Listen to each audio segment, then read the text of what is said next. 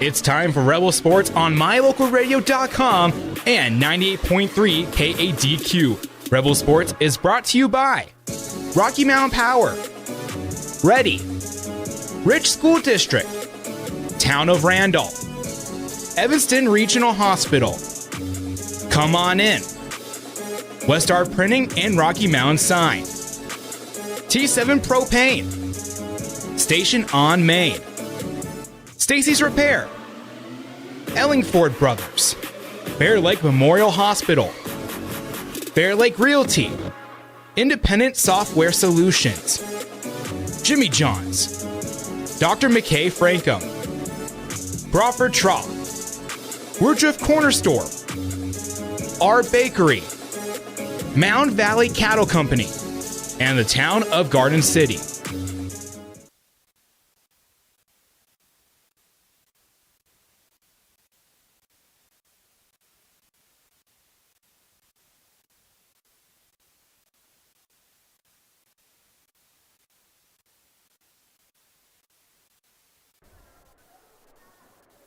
Welcome to all of our early viewers here. We are just getting ready to start the pregame show. I'm here at Tabiona High School, ready for a big night for both Rich High School and Tabiona High School. As in the girls' game, number 1 Rich taking on number 2 Tabiona, followed after with number 1 Rich taking on number 5 Tabiona. So what could be a classic night of basketball as usual in this matchup. So thank you for tuning in. This is the Ellingford Brothers pregame show. I will be back after this with our Where Are They Now segment, and we'll be back. Thank you.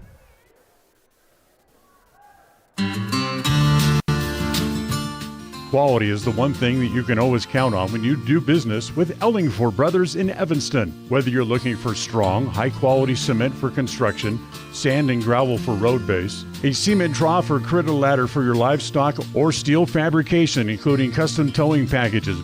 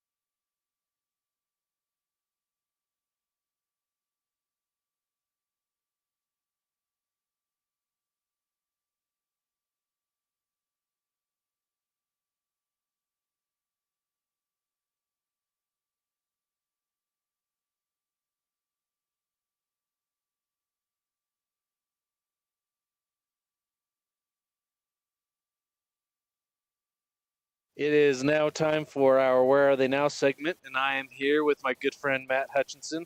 I think a lot of people would be interested to see where you're at in life now, and so I wanted to take a few minutes to chat with you and get an update on how things are going for you. Matt graduated. He was class of '08. So Matt, give our listeners a update on what you've been up to since your days at Rich High School. Okay, kind of a lot, but thanks for having me first. It's good. Yeah, absolutely. Good to keep in touch with alumni still. So right now I'm in Richfield down in Utah, and that's actually saw you here not too long ago. Yeah, that's the second home of most Rich County sports goers for sure. Yeah, I try to slip over to the 1A meets and stuff whenever I can, but awesome. That's not as often as I'd like it to. Yeah. Anyways, I'm working down here. My wife's from here.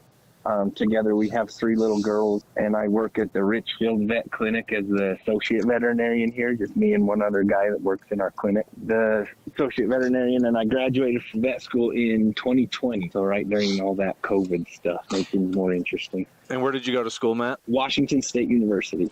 So you're a veterinarian living in Richfield, a place very familiar with most of our listeners. Matt, where did you meet your wife? So I actually met her when I was doing my undergraduate at Utah Valley University when I was trying to get into vet school. She was working as a nurse up there, and I actually worked with her sister when I was doing my prerequisites, and her sister introduced. Matt, let's talk about your days at Rich High School. What are some good memories that you had from your time at Rich that come to mind and you look back on? Quite a few, honestly. Anytime we're back there, it just brings back all sorts of memories. Just, back when life was simpler and responsibility, we couldn't wait to get out of it. And now we probably wish we could get back into it a little. Just like I was telling you the other day, for some people that might not be familiar, is you and good friend Clayson Myers and just a bunch of other people convinced me to play football my senior year. Anytime I go to the games around here, my nephew plays football in Richfield. Just brings back memories of Rich High School playing football, and we went to the championship that year. That was a lot of fun. Yeah, it was. That was a great year. And I've told you this, but I've always said, the line that I got to play behind my sophomore year, which was that year, was just an amazing line, and you were part of that. And it was. We had to keep you safe. You did. Yeah, I was fragile. No, you were on top of your game. But no, it was a lot of fun, and I appreciate that. You're too kind. Matt, what are some things and you live in a rural community still, which is great, and you're fortunate to be able to, but what do you think that living in a community like Rich County does for you? For those that leave Rich County to go do different things, what do you think you're able to take with you from the community itself, not just Rich High School? I feel like the community, it's really hardworking. I'm not sure if the cities are as hardworking, but they have to abide by a lot of those labor laws, whereas we were all working as kids. Taught us a sense of community just because we knew everybody, but it also taught us to work for what we want. And that's my parents really taught me that too, to work for what I want, and that's really what got me through vet school. I'm not gonna lie, it was kind of tough. That's where most of my hair disappeared, was during vet school. Well, it's an impressive accomplishment. So all of our listeners can know, Matt has been my go-to for very random animal questions. He's answered them spot on each time, so you're a talented vet hopefully as well. So, thank you. Well, Matt, I always like to end these interviews with the same question. And is there a teacher that you'd like to give a shout out to that had a positive impact on your life during your time at Rich High School?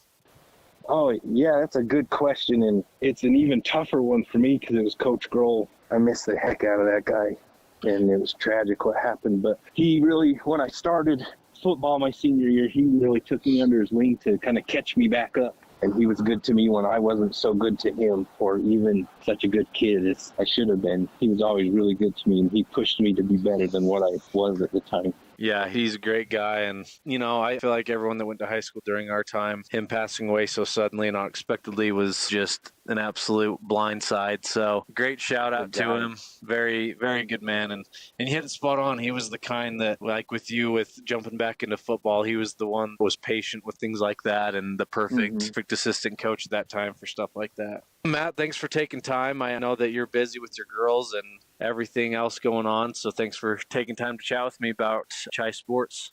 Anytime, it's the least I could do. Go Rebels. It is now time.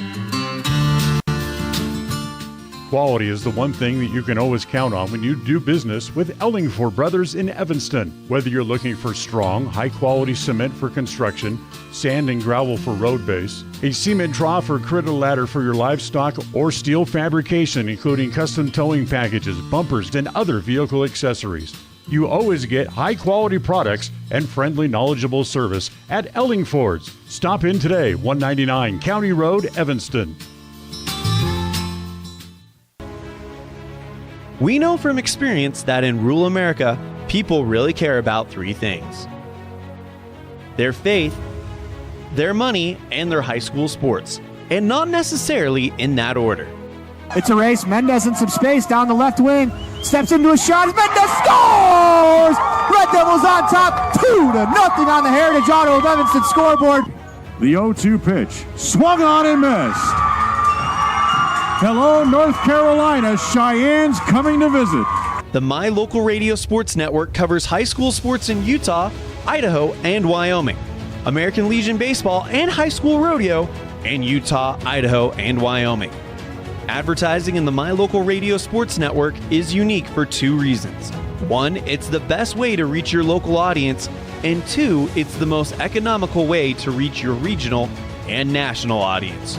Join us today on the My Local Radio Sports Network.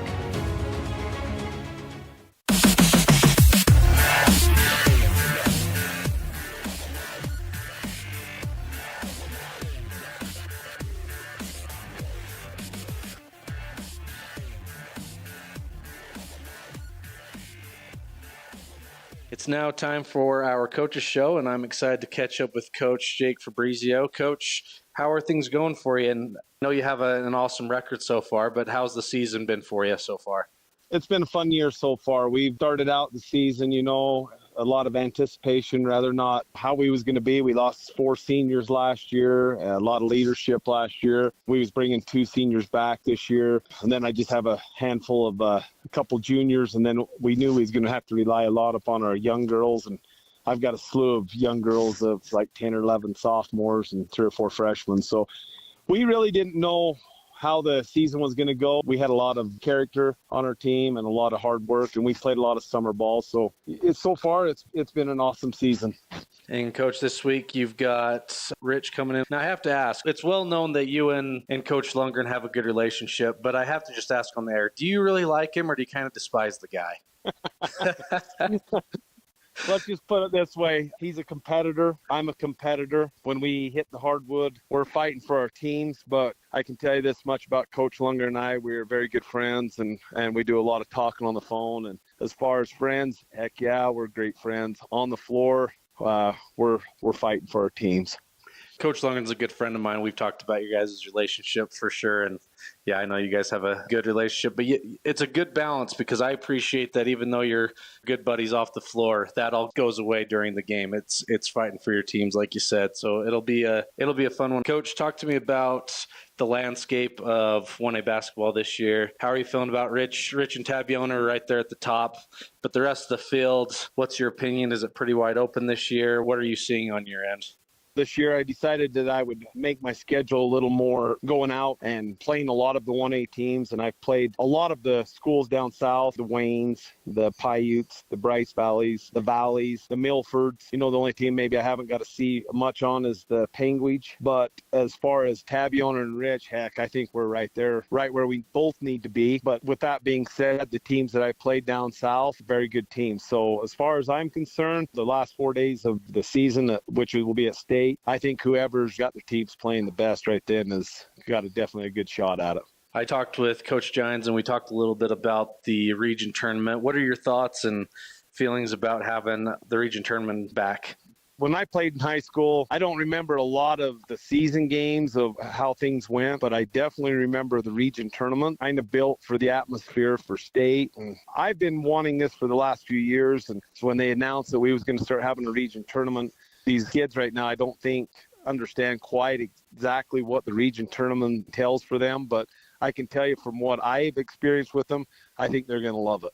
I'm right there with you. In fact, I told Coach Gines that when I was in high school, they had done away with it. So I think I was in 7th grade the last time they had it out at Emory High School. When I was the water boy on the team growing up, I loved the region tournament just as much as state. So just echoing what you just said of how fun it was with I guess it was probably Region 16 back then, if I remember right, North and South and whatnot. So, Coach, good luck this weekend. It'll be good to see all you guys. It's a great rivalry, and obviously this year, Rich and Tabiona being the top 1 and 2 teams, it's coined for a great matchup. And I'm looking forward to this weekend, and I think it'll be a battle all year for all the teams, and I hope that it's a great game for both teams. So, Coach, what year did you graduate from Tabiona? 1994. So what's your opinion on the new gym? Because the old gym that obviously you played in and many others did, that was quite the home court advantage. Do you miss the old gym, or do you appreciate the new environment that you have with the new gym? I love our new gym. I think it's one of the nicest gyms in the state. I think as far as the atmosphere, maybe we lost a little bit of home court advantage when the crowd's sitting on top of the refs' heads and the players were right on top of it. Maybe it's eased the tension a little bit, having people back a little bit. But as far as home court advantage, definitely. I mean, I miss the old gym. It was loud. It was a lot of fun, but when I go back to it, I really enjoy our new facility, and we've accustomed to it, and we'll just deal with it. I love it. Yeah, very nice gym, I will say. I'm glad that during my time in high school, I got to play in the old gym. There was nothing like Tabiona with the alumni and the parents being right on top of you. Like you said, it was a fun environment. But Tabiona loves their basketball, so I know that place will be rocking. Good luck to you, and thanks for taking the time to chat with me. Listening to the music that you love brings you joy. MyLocalRadio.com brings you that music. Whether you like listening to country's biggest stars, classic pop hits, classic rock, and rock hits, or country's young guns and legendary southern rock. MyLocalRadio.com puts your favorite music at your fingertips. Download the app to your mobile device or log onto the website to bring more joy into your life with your favorite music. MyLocalRadio.com. Ready is committed to providing superior services to our customers by requiring individual accountability for excellence in quality, safety, and dependability. We are a growing company that is currently hiring across Wyoming, Colorado, Texas, Nevada, Idaho, and elsewhere. Our valued team members receive competitive wages, full benefits, and weekly pay. Interested in joining our team? Visit ReadyUSA.com. We are ready.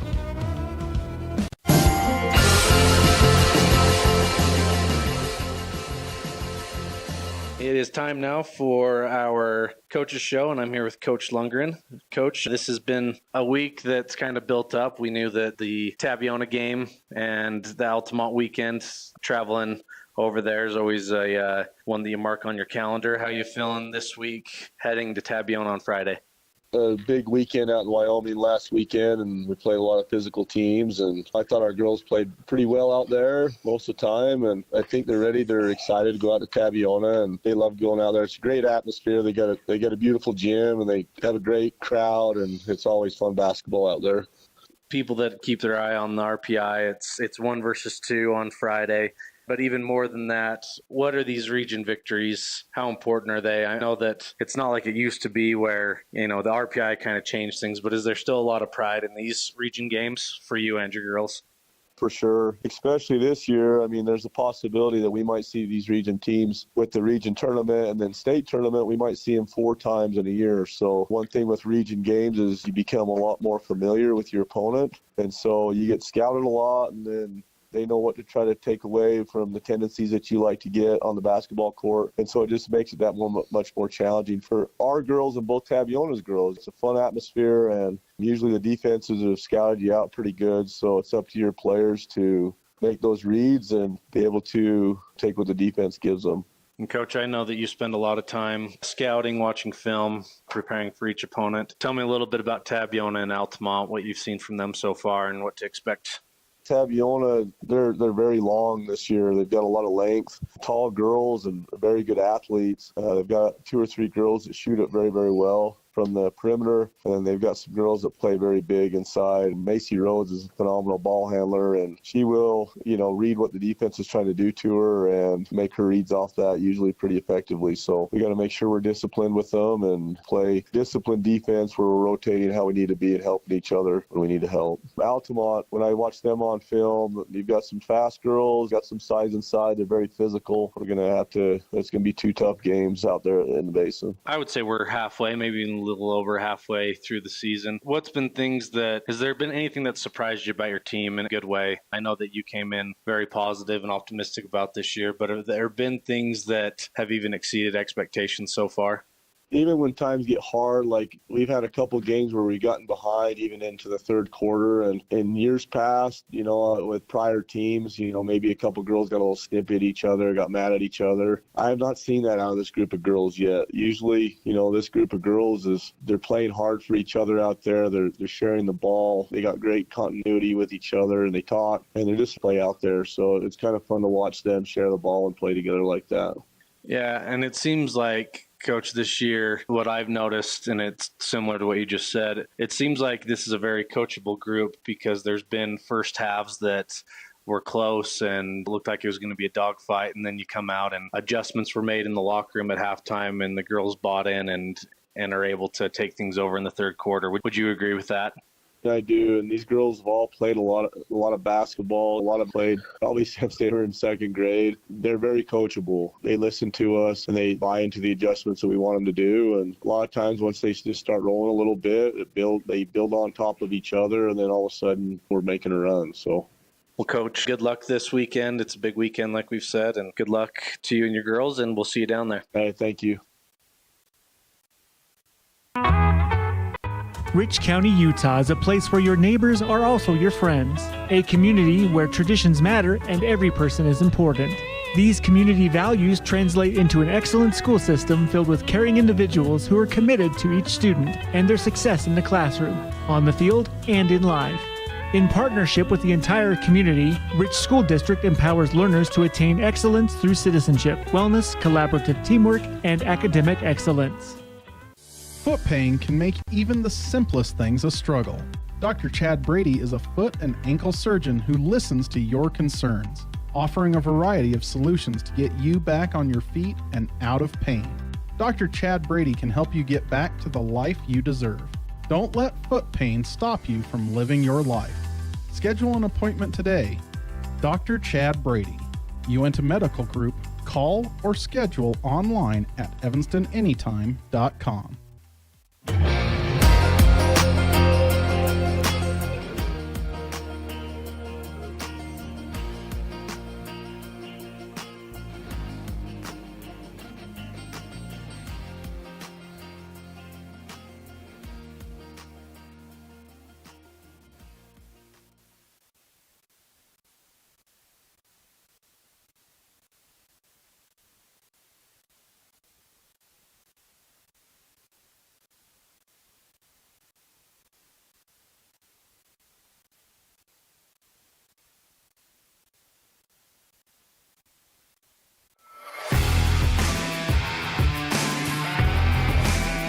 Hazel Scott, freshman, guard. My name is Cass Argyle. I'm a senior and I play shooting guard. I'm Paige Smith. I'm a junior and I play guard. Corey Stacy. I'm a freshman and I play shooting guard. I'm Jalen Lutz. I'm a sophomore and I'm a shooting guard. I'm Kira Jolly. I'm a senior and I'm a shooting guard. I'm Molly Weston. I'm a sophomore and I'm a point guard. I'm Ryan Smoot. I'm a freshman and I play post. I'm Kara Hoffman. I'm a freshman and I play post. I'm Lacey McKinnon. I'm a sophomore and I play guard. My name's Dottie Morris. I'm a sophomore and I play post. My name is Brindley Hatch. I'm a senior and I play post. I'm Lila Taylor. I'm a sophomore and I play post. My name is Emery Thornock. I am a freshman and I am a guard. My name is Ryan Latham. I am a sophomore and I play as a guard. I'm Brooke Crompton. I am a junior and I am a post. I'm Braylon Pugmire. I'm a sophomore and I'm a post.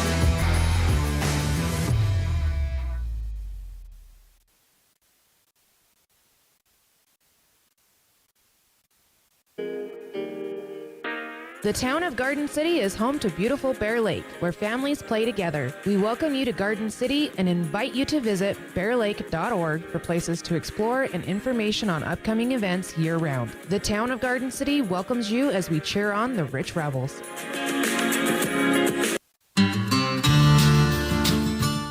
Quality is the one thing that you can always count on when you do business with Ellingford Brothers in Evanston. Whether you're looking for strong, high-quality cement for construction, sand and gravel for road base, a cement trough or critter ladder for your livestock, or steel fabrication, including custom towing packages, bumpers, and other vehicle accessories, you always get high-quality products and friendly, knowledgeable service at Ellingford's. Stop in today, 199 County Road, Evanston.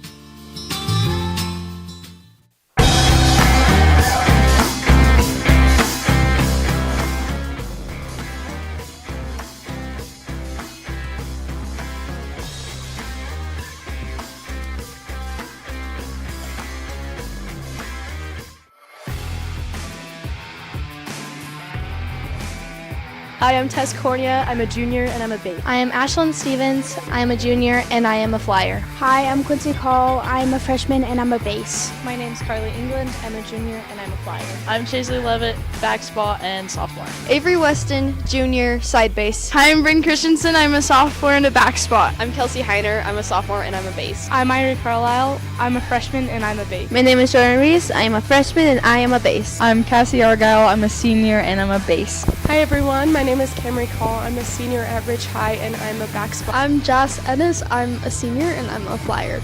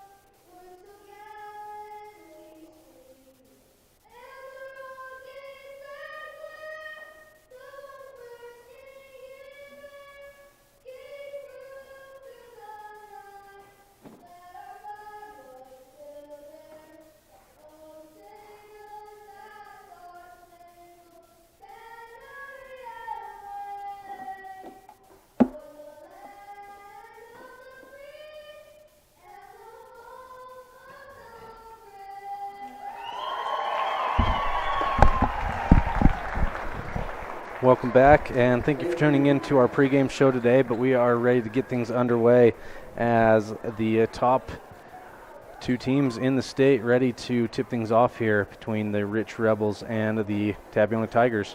And keys to the game, I was able to ride on the bus with Coach Lundgren today, so we talked a lot about this game, and it all has to do with being aggressive, especially on the boards, keeping a very scrappy Tabiona team in check, and this is going to be a good one.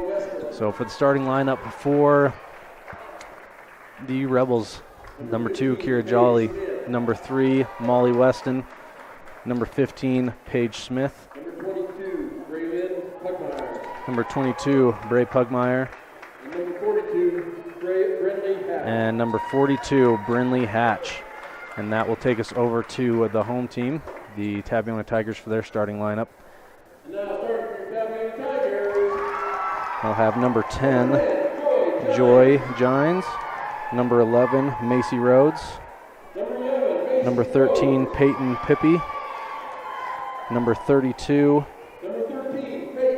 Cadence Pippi, number 44, Macy Hagman. So a great matchup here today, being brought to you guys on my local radio and on 98.3 KDQ-FM. Special shout out to Janie Walentine down at Utah Tech University watching with her roommates from Tabiona. So good luck to you guys battling this one out as well. So we are just set to go underway here at the tip between Pugmire and Pippi. Definitely some familiar names from the volleyball season and familiar last names, obviously, from this tell as old as time rivalry between the Rebels and the Tigers. And here we go. Tip is won by the Tigers right into the hands of Rhodes. And Rhodes is going to go right to the hoop, and she is obviously going to be a threat all night long, starting things off for her squad. 2-0 for the Tigers. Jolly finds a cutting Smith to the hoop. That is just off the mark. Battle for the rebound between Pugmire and a few different Tigers, and Pippi's going to come up with that one. And so that'll stay here after that one tip from Tabiona. So the Rebels will get the ball back under the hoop. Inbound right to Hatch and in. Nicely drawn up play there as Brinley Hatch able to get that bucket right at the rim. On the other end, Rhodes does find Pippi underneath, but that's going to be kicked back out to Rhodes, then to Gines, back to Rhodes. Pippi has it on the left wing. Back to Gines up top. They are just getting it across, back to Pippi again, then to Rhodes. Rhodes to Gines, then to Pippi. 7 seconds on the shot clock. Rhodes has it up top. She's going to dribble to her left. Pippi pulls up from a long 2, and that is no good. Rebounded, a long rebound by Pugmire. She's going to go the other direction, and she's going to hand off to Smith on the left wing. And Paige will get stuff set back up and over to Weston on the right wing. Weston back to Smith up top. She passes to Weston on the right wing. Weston back to Smith to Jolly. And that is broken up and taken the other way by Rhodes. Rhodes is going to go coast to coast, but she kicks out to Pippi last minute. Pippi thinks about it, pump fakes and drives, and hands to Gines for the 3, and that is off the mark. Fight for a rebound. Good effort there by, that was Hagman on that rebound there to keep things alive for the Tigers. 13 left on the shot clock. Gines has it in the corner. She thinks about it, passes back to Pippi, to Rhodes on the right wing. Rhodes dribbles to her left, and they're going to call an offensive foul on the Tigers, giving the ball back to the Rebels, and they're going to call that on number 32, Cadence Pippi. So the Rebels will get possession back.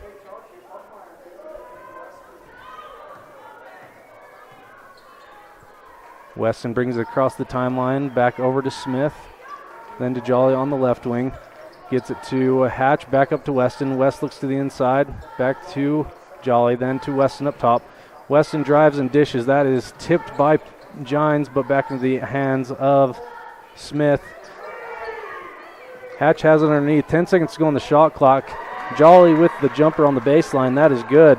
Rebels now with the 4-2 lead with 5.5 to go here in the first quarter. Rhodes drives baseline. She tries with her left, and that is good defense there by Pugmire, who also gets the rebound and gets it ahead to Smith. Smith crosses the timeline. She'll pass it over to Jolly on the right wing. Jolly gets it back to Smith in the corner. She's got it in the right corner, who enters it in to Hatch. Hatch takes a drop step and is fouled on the attempt, so she'll go to the line to shoot 2. Good move there. And a sub coming in for the Tigers. This is Michaela Sanders coming in, as that is Pippi's second foul in the first quarter.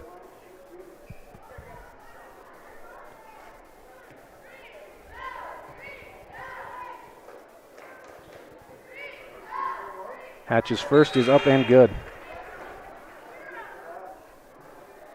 5-2 now in favor of the Rebels with just over 5 minutes to go in the first period.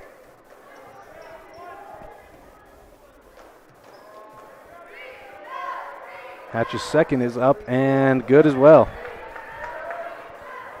Score now 6-2 for the visiting Rebels. Just under 5 to go in the first quarter. Rhodes gets it across, being guarded by Smith. Smith was screened by Sanders. Gines with the shot from the corner, and that is good. Obviously something they were looking for there, as that was a design play to find Gines in the corner. Now just a 1-point game, 6-5 in favor of the Rebels. Weston has it up top. She passes over to Jolly. Jolly back to Weston. Weston's now going to take one from the corner, and that is good. And Tabiona's going to take a timeout here after that Weston 3 from the corner. Rebels now up 9-5 with 4:27 to go in the first quarter. You are watching Lady Rebel Basketball online at mylocalradio.com and listening in at 98.3 KDQ FM. When you're hungry for an amazing breakfast, just like Grandma used to make, visit our bakery on Main Street in Randolph. We hand make fresh pastries for you to enjoy. Supporting the Rich Rebels and thanking you for your business, visit our bakery today.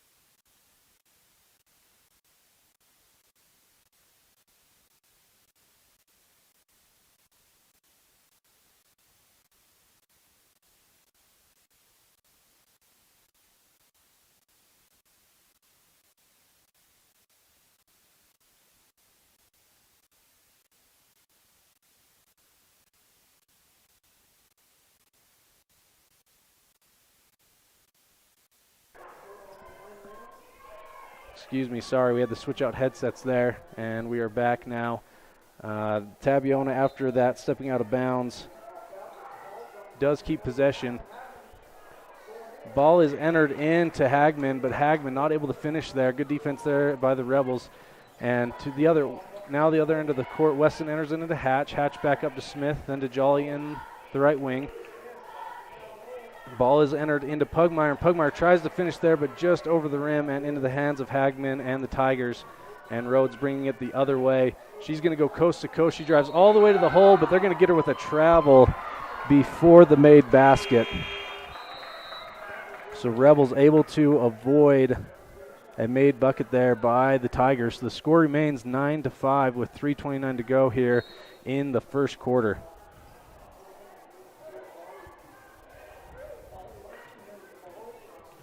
Weston brings it across the timeline. She passes over to Smith. Smith left open, but she dribbles forward and passes off to Cass Argyle, who just did sub in for Jolly. Pugmire with a great move at the foul line, a great spin move and finish to the hole. 11-5 now in favor of the Rebels. Rhodes brings it across half court. A double screen is set up Smith able to fight through both screens. She is still with Rhodes, but Rhodes, a good find there underneath to Peyton Pippi, and she is fouled, so she'll go to the line to shoot 2 here. So a good play there by Macy Rhodes. Obviously attracted a lot of the defense there and able to find Pippi underneath, and she'll go to the line shooting 2.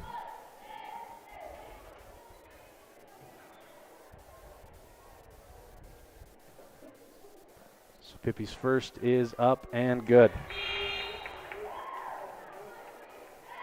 11-6 now, favor of the Rebels with just under 3 minutes to go here in the first quarter.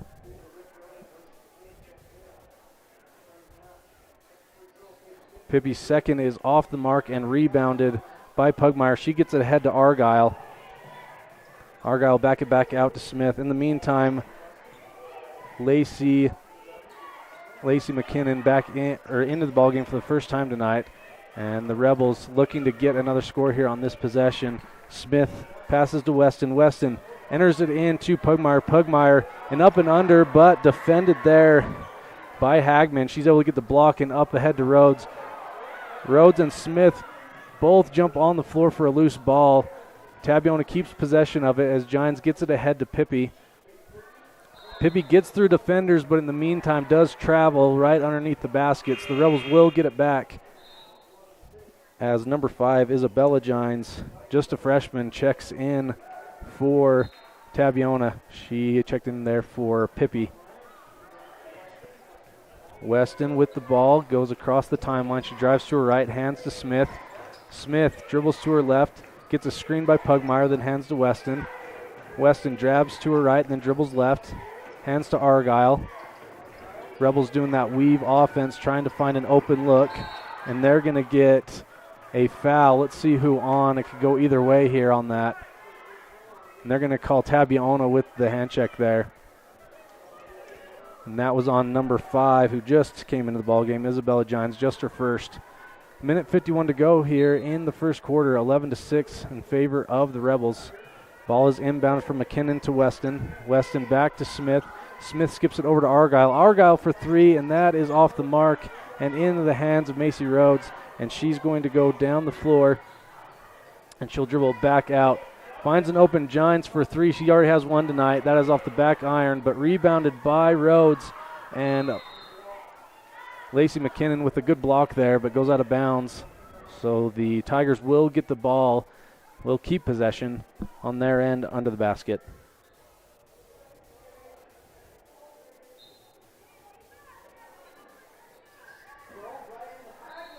So the ball is entered into Hagman, and an and one. Good drawn-up play there as Hagman will go to the line to shoot 1, try for the three-point play as she brings her side within 3. Clock still running, so they're going to have to adjust that. But about a minute 20 to go here in the first with the Rebels up 3. Hagman going to the line to shoot 1. So they're going to put 5 seconds back on the clock, so that'll make it a minute 18 to go in the first.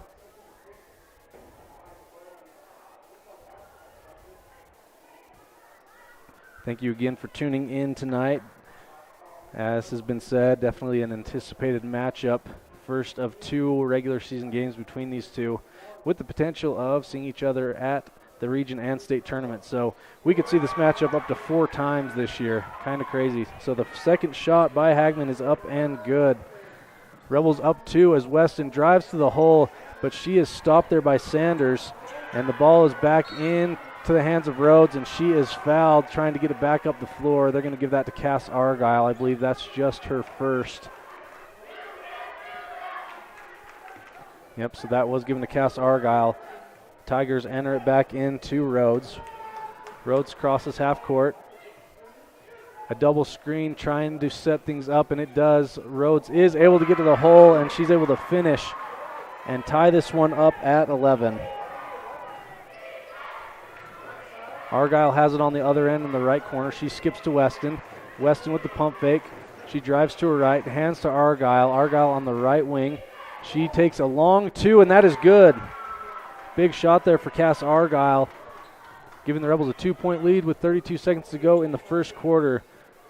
Rhodes again on the left wing. She's going to drive and dish out to Gines for 3, and that is off the back iron. But she does get her own rebound and goes to the hole for the and one. Great finish there by the freshman, Isabella Gines. She'll go to the line to try and give her squad their first lead of the game with 21 seconds to go in the first, tied at 13. So the Rebels already a couple of times giving up offensive rebounds on long rebounds off the back iron, and that time it costs them at least 2 as Gines will try 4-3 here with this foul shot. And her free throw is up and no good, and that is rebounded by Pugmire. 20 seconds to go in the first quarter. Bray crosses the timeline and hands to Smith. Smith looking, passes to Argyle on the left wing. She tries to get it to Jolly, just out of reach over her hands. Gines throws it ahead. She had some time to get things set up, but that will conclude a very defensive and competitive first quarter, as it is Rich 13, Tabiona 13. We'll be back after this. You're watching online at mylocalradio.com and listening in at 98.3 KDQ FM. We'll be back with the second quarter after this. We know from experience that in rural America, people really care about 3 things: their faith, their money, and their high school sports, and not necessarily in that order. It's a race. Mendez in some space down the left wing. Steps into a shot. Mendez scores! Red Devils on top, 2-0 on the Heritage Auto of Evanston scoreboard. The 0-2 pitch. Swung on and missed.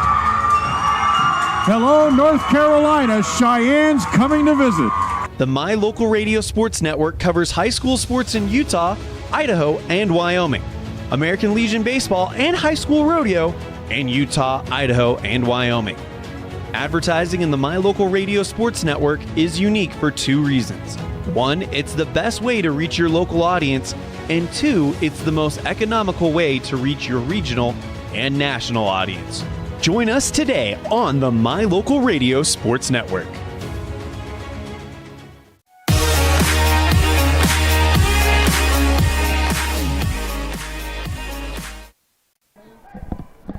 We are back now as the second quarter begins.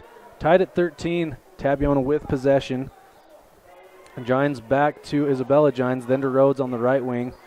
Rhodes dribbling around the perimeter. She hands to Isabella Gines. Gines for 3, and that is no good, and rebounded by Pugmire. We're going to need a lot of those tonight to limit those offensive rebounds from the Tigers. Weston takes it on the other end all the way to the basket, and that is just off the mark. Pugmire tries for the rebound, but that is off her hands and in possession of the Tigers. With 7:27 to go here in the second quarter that has just begun. Rhodes brings it across half court. She gets another screen up top from Sanders, dribbles to her left, then hands to Gines. Gines gets it to the corner to Isabella Gines. That is off the mark, but Hagman gets the rebound and able to finish. So now Tabiona with their first lead of the game as the Rebels get it ahead. So Argyle does get the entry pass into Pugmire, but she is fouled underneath, so Rebels will have a shot out of bounds play here.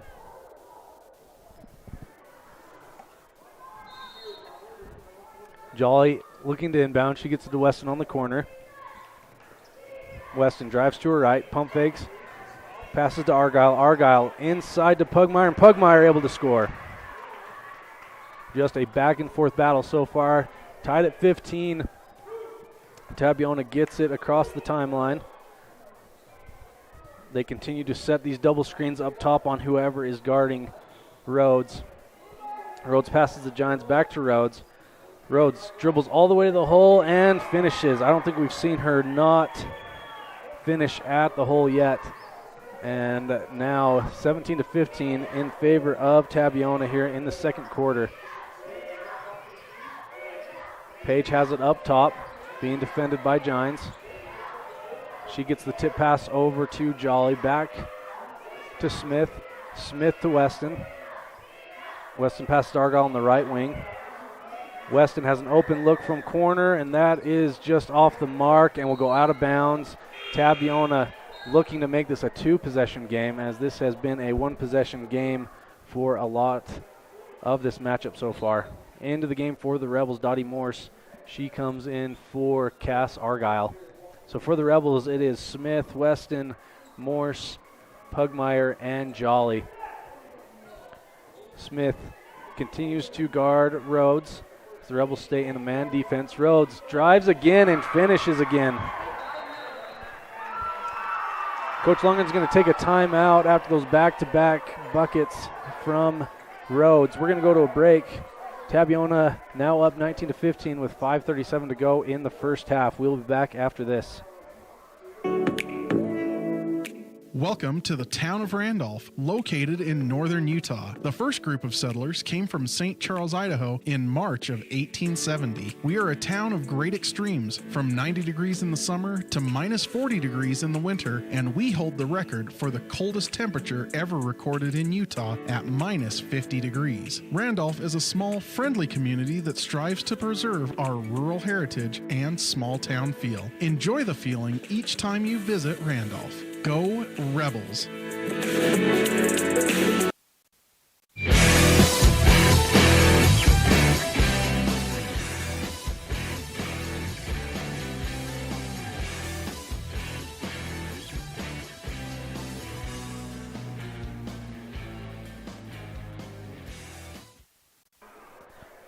The Rebels looking to make some adjustments out of that timeout, as they will obviously keep possession down on their end of the floor.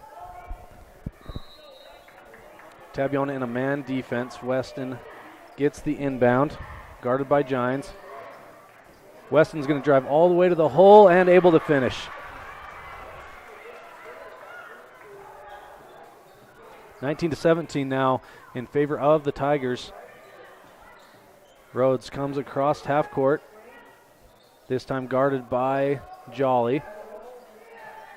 Coach Lincoln's going to see if Kira is the answer to stop those drives by Rhodes. Pass is knocked away and battled for across the timeline, but Tabiona is able to keep possession. 10 seconds remain on the shot clock. Rhodes tries to drive to the hole, and great defense there by the Rebels. We'll see if Kira Jolly can be that lockdown defender against Rhodes, as her first go at it is successful. 4:51 to go in the first half. Rebels up 2. Weston enters it into Morse. Morse, a great move and finish. Nice up and under from Dottie Morse to tie this one up at 19. Rhodes crosses half court. She gets it over to Gines, but that is stolen by Paige Smith. Paige goes all the way to the rim and not able to finish. And we're going to get a jump ball here on the rebound between Smith and Gines, and that will stay here in possession of the Rebels.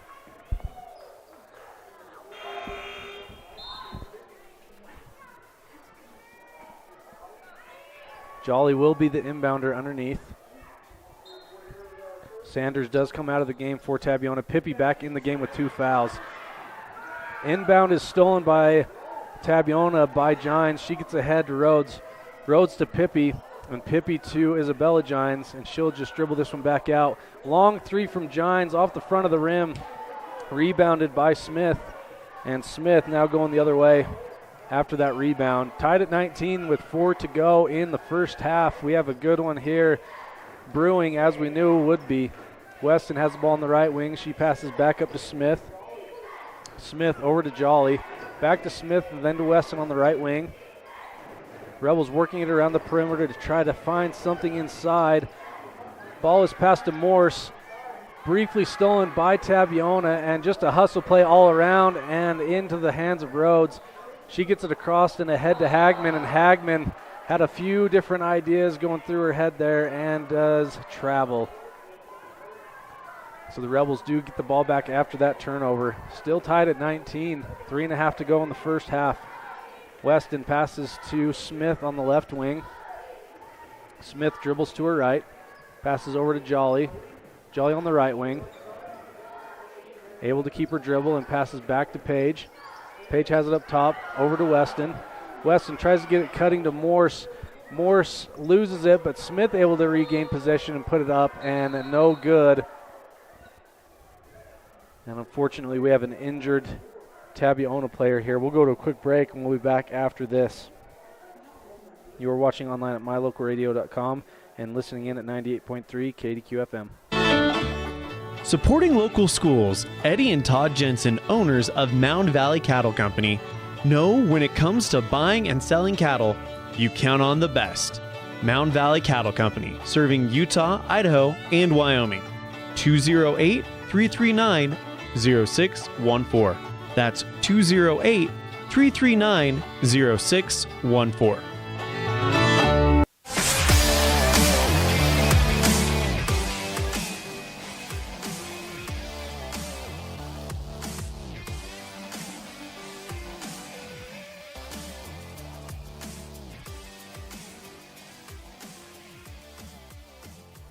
We are back.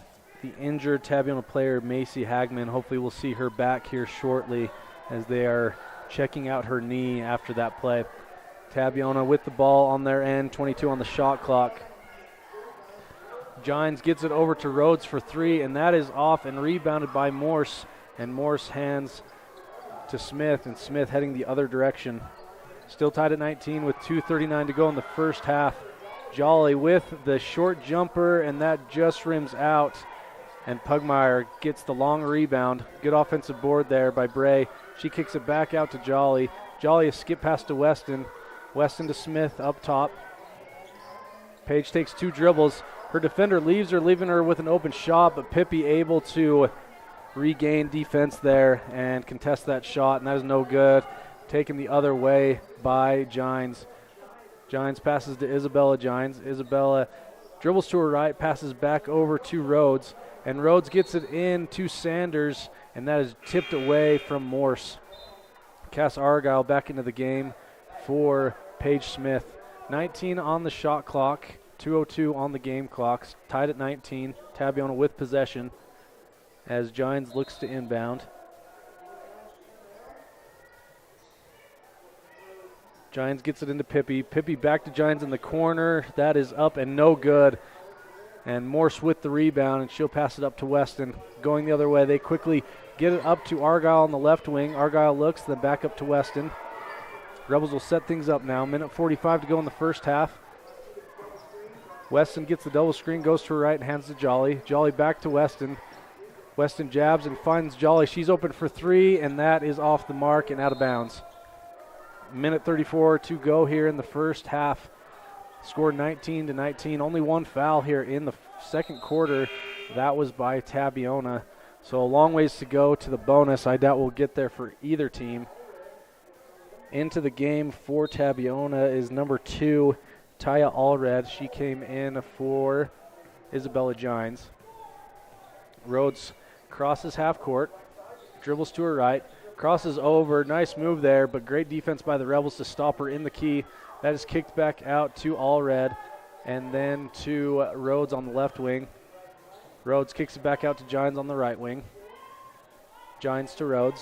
Rhodes has it up top with 10 seconds to go on the shot clock. Minute 8 on the game clock. Rhodes hands it to Sanders, and that's tipped away by the Rebels. Tabiona will keep possession under their own basket with 5 seconds to go on the shot clock. Paige Smith checks in for Kira Jolly. Gines looking to inbound. She gets it into Sanders. 3 seconds on the shot clock. Rhodes pump fakes, puts it up, and no good. Rebounded by Pugmire. Big stop for the Rebels there as there's just a minute to go in the first half. Tied at 19. Weston passes over to Argyle on the left wing. Weston on the corner. That rolls in. Big shot there for the Rebels as Weston's three goes in. That's her second of the game. Rhodes gets it across half court. Double screen again. Paige does a great job sticking with her. Pippi gets it, tries to finish, and that is no good, but tipped out of bounds by the Rebels. So the Rebels in the last couple of minutes, great defense in the key. Rhodes was having her way for a few minutes, but the Rebels able to adapt now as the Rebels are up 22-19 with 24 seconds to go, so no shot clock. Gines passes to Pippi, back to Gines. Rhodes has it in the corner. She looked to enter it in to Sanders, and Sanders went the other way, so right into the hands of the Rebels. Rebels with the ball with 8 seconds to go. Weston gets it to Argyle in the corner. Argyle shoots for 3, and that is no good. Into the hands of Gines. She gets it across half court to Rhodes. Rhodes for the long 3, and that goes over the backboard. And so that will conclude the first half with your Rich High Rebels 22, the Tabiona Tigers 19. We'll go to a break. When we come back, we will go over the first half highlights and also our standout student interview that I was able to have earlier this week. Thank you for tuning in online at mylocalradio.com and listening in at 98.3 KDQ FM. We offer rebates on energy-saving products and equipment for our customers. For example, your home's heating and air conditioning system draws significant amount of electricity during certain times of the year. We offer cashback for heat pumps, which use energy-efficient technology to heat and cool your home. We also offer rebates on appliances and smart accessories like smart plugs and smart switches. Really, for anything that draws electricity in your home, we usually have some type of rebate to offer you. Visit wattsmarthomes.com today. Randolph Medical Clinic is known for comfortably treating acute and chronic conditions as well as mental health. Nurse practitioner Nancy Weston is known for providing compassionate care. Appointments can be made by texting 435-200-5416. Randolph Medical Clinic.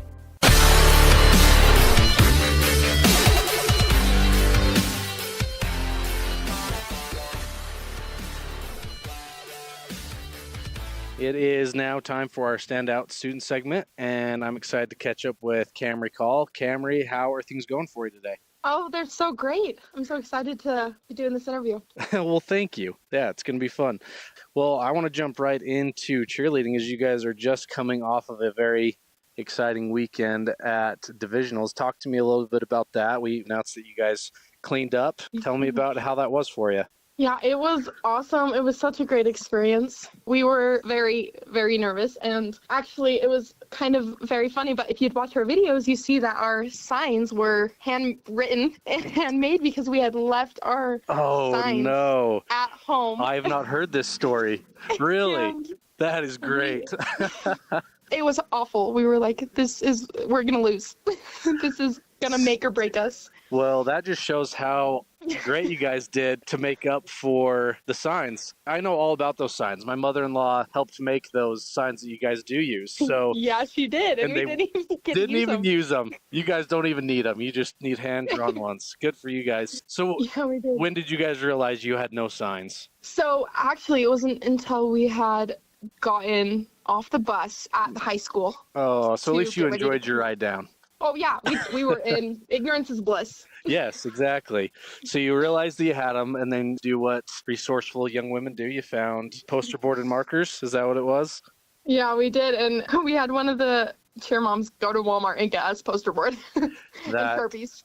That is amazing. Well, ironically, this interview is probably going to be playing before the Tabiona game, so there's not going to be any Tabiona fans that want to hear this story because it is because that's who you beat, right? Tabiona was your main competition at this at divisionals. Yes, they were.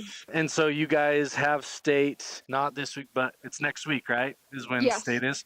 So talk to me about kind of how things are looking down there. Obviously, Tabiona is really good competition. Anyone else that you guys have on the radar for down at state? We haven't really seen any of the other teams like in person compete, but we are expecting, I think, 4 others besides us and Tabby. Gotcha. Okay, so the big question is, which signs are you going to use? Oh, I mean, one of the ladies down there was like, if you guys are superstitious and you win this, are you going to use these hand-drawn? Right. I think that's just such a great story. Well, hats off to you guys for handling that challenge right off the bat. So, Cameron, let's talk about obviously having a great year with cheer. And now you're a senior, correct? Yes. Final year. How is school going, and what have been some highlights of your senior year? School is going awesome. I love senior year. I just love being a part of a team and seeing all the new freshmen, and we had a couple new older classmen come cheer for us too, and I just love bonding with them outside of school and in school because, we see each other in this tight-knit community all the time. So it's just really fun to have teammates like that. No, that's awesome. And so, Cameron, what are your plans for after high school? You're a little over halfway done with your senior year. Do you have plans for after high school? What are you thinking of doing? I will graduate with my associate's degree from Snow. After I graduate and everything, I'm hoping to attend SUU in the fall, Southern Utah University in Cedar. So. Perfect. And do you know what you'd like to study down there? Yes, I want to go into nursing. Really? Good for you. Yes. That's awesome. So what makes you want to become a nurse? I've had a couple healthcare experiences and some challenges that I've had to overcome, and I just know that nurses make the healthcare world run, and I want to be a part of that. You've lived through the healthcare system and feel like you want to contribute and help others. Yes, Wow. Yep, exactly. Good for you. That's going to be great. So, Cameron, I always like to end these interviews with asking you if there's a teacher that you've had the last 4 years that's had a positive impact on you that you'd like to give a shout out to. Yeah, can I have two? Can I say two? That's great. Yep. I'd like to say bro, just because he always put up with my questions and my comments during seminary, obviously. He loves questions. He loves those questions. Yeah, he does. And then I'd like to say Miss Muir, because there's never a dull moment out in concurrent, and she makes us learn and she helps us get educated, and she helps us have fun. She is great. Probably my favorite as well. She's a legend. So. Yes, she is. Well, Camry, thanks for taking time out of your day to chat, and good luck at state next week. Good job over the weekend, and we're excited to see how you guys do down at state. Yeah, thank you. Great signage is an important component to any successful business. It lets your customers know they have arrived at your doors, and it's a constant advertisement of who you are. When you install LED signage, you're taking it one step further. The ability to create color messages that move is an attention grabber. Plus, you can change the message whenever you would like. Make your business stand out with an LED sign from Rocky Mountain Sign, providing service, installation, and maintenance on all signage. Rocky Mountain Sign, licensed in Wyoming and Utah. Call today for a quote, 307-789-5202.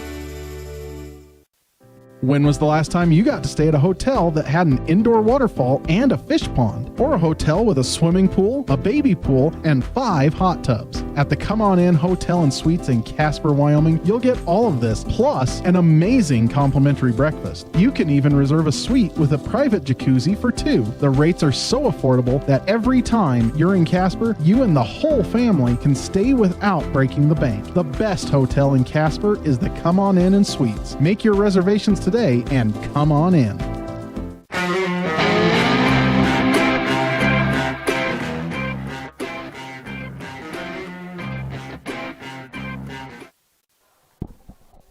Welcome back. This is our halftime show.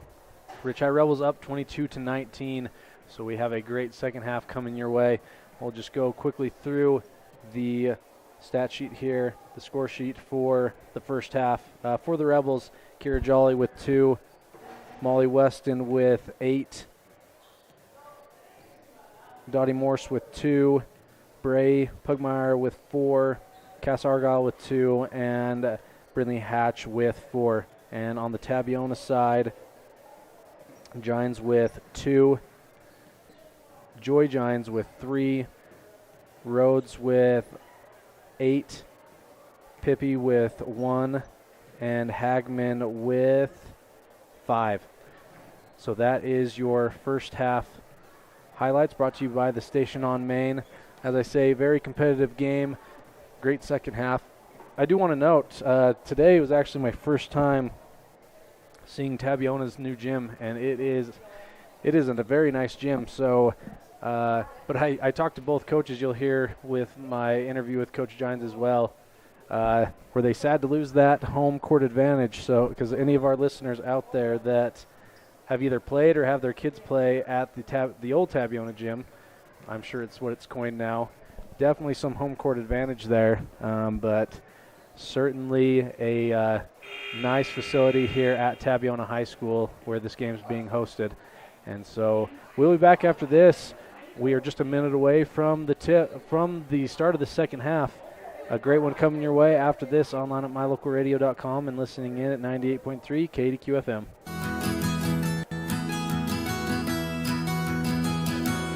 Established in 1984, T7 Propane provides you with quick and affordable service. Rely on T7 services to bring warmth and comfort to your home or business. T7 Propane delivers everywhere from the Fort Bridger area throughout Bear Lake Valley. Schedule your delivery today at T7propane.com. T7 Propane for all your propane needs.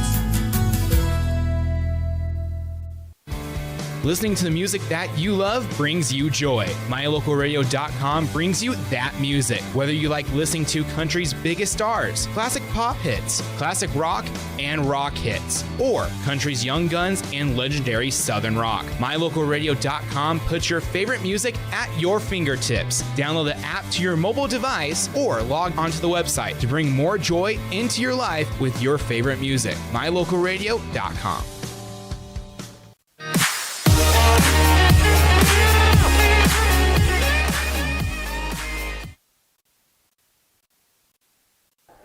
Welcome back. We are here at the start of the second half. Tabiona with the ball. Rhodes has it up top, passes it back over to Pippi.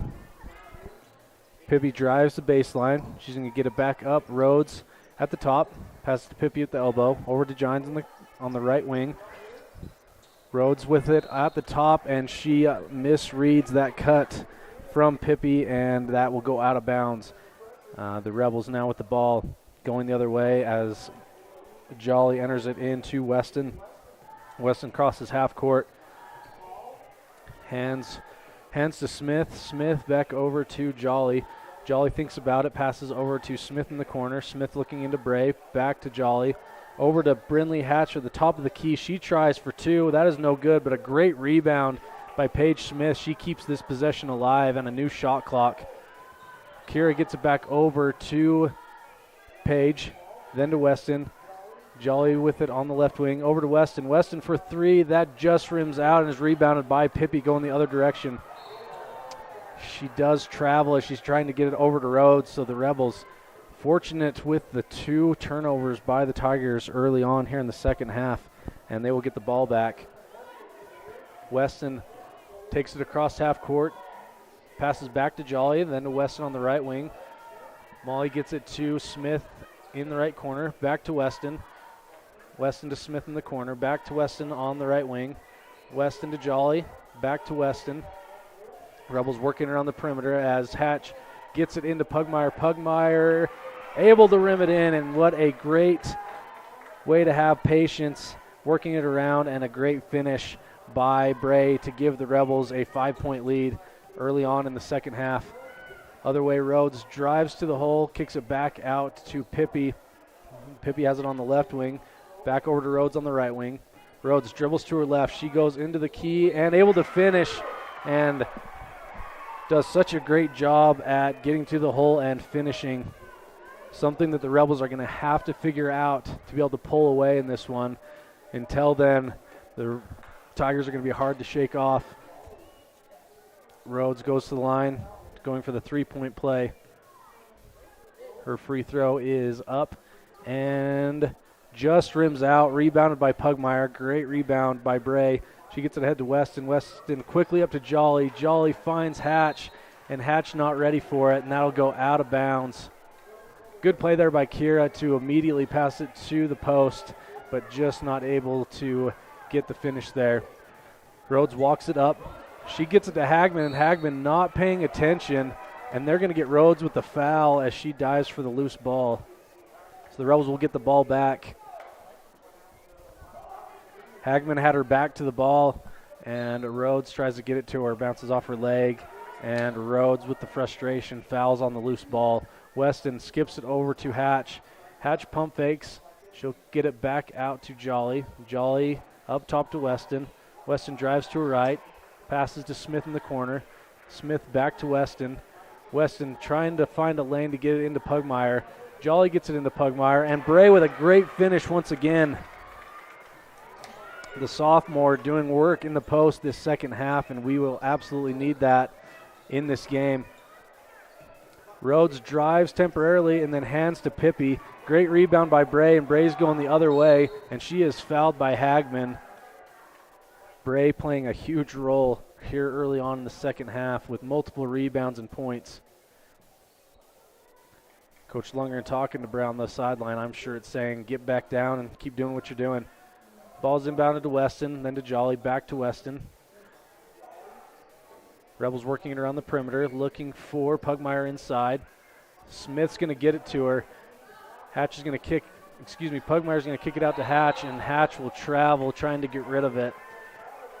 So Tabiona did a good job on defense there on Pugmire. She had to kick it back out, and the turnover was forced. 5 minutes to go in the third quarter. Rebels up 5, 26-21. Rhodes drives to her left. Another miscommunication there on the cutter, and Coach Fabrizio is going to want to talk about it. So we'll go to timeout as well. You're listening online at mylocalradio.com and on the airwaves at 98.3 KDQ FM. And now a message from the experts at Bear Lake Realty. Welcome to Water's Edge, right downtown Garden City. Beachfront condos, close to the beach, close to downtown for your renters and the owners.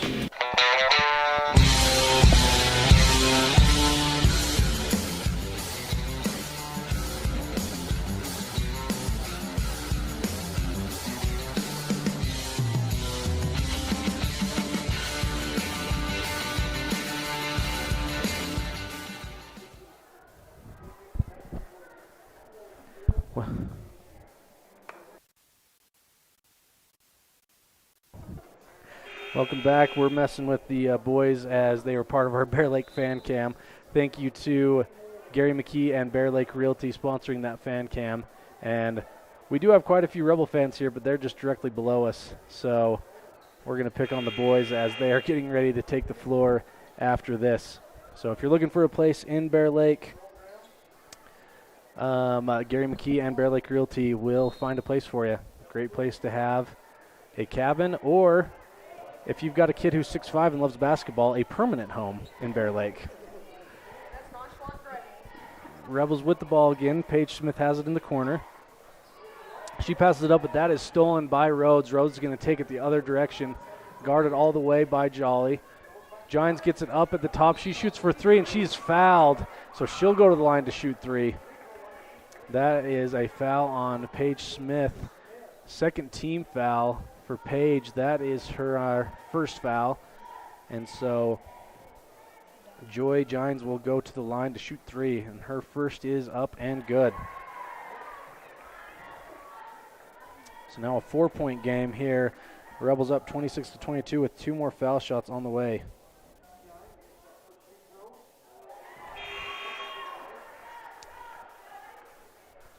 That is also a good 26-23. And Gines will go for her third foul shot here. That is up and off the front iron. Rebounded by Pippi. She gets it out to the other Pippi. Cadence Pippi goes in and not able to finish. Rebounded by Jolly. Jolly picks up and gets it over to Weston. And they're going to get Kira for the travel as she picked that up and tried to get it over to Weston. 4:16 to go. Rebels up 3, 26-23. Very defensive ball game here, as it is a low-scoring game. Both teams with 2 fouls apiece. 4:16 to go in the second half. Rhodes has the ball up top. Yep, and they're going to get Hagman for the offensive foul on Jolly. So far having Jolly on Rhodes has been productive. And so we will see if that continues here in the second half. Rebels able to force another turnover. 4:10 to go in the third quarter. Rebels up 3. Inbound to Weston. She brings it across half court. Passes to her left. On the left wing is Argyle. Argyle back to Weston in the corner. Weston tries to skip it over to Hatch. Stolen by Pippi, but then Hatch steals it right back. So the Rebels able to keep possession. They did not reset the shot clock, so it must be that it was not in possession of the Tigers long enough. So 9 seconds on the shot clock. Jolly for 3, and that is good.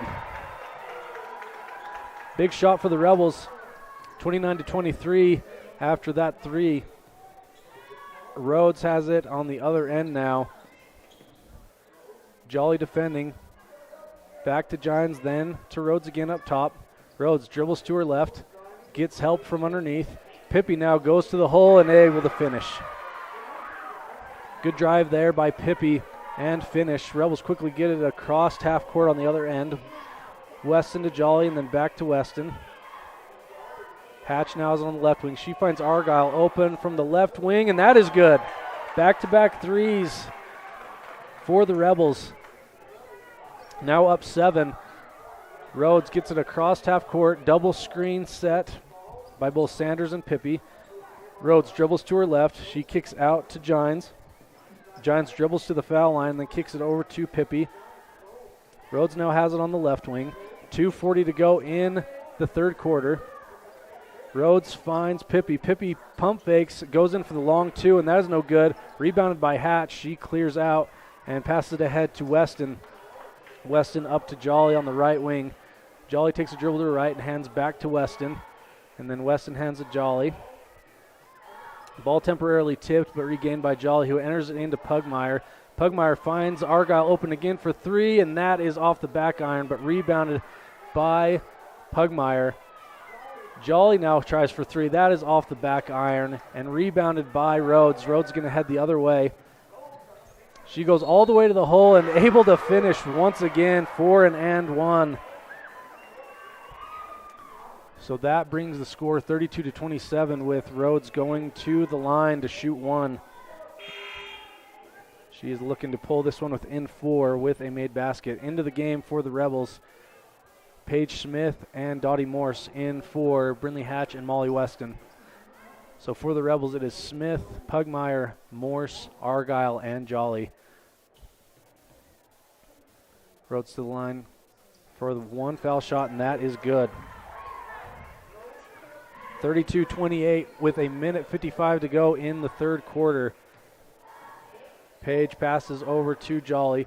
Jolly tries for 3 again, and that is good. So the second 3 for Kira. Able to extend this lead to 7 once again. Rhodes dribbles to her right.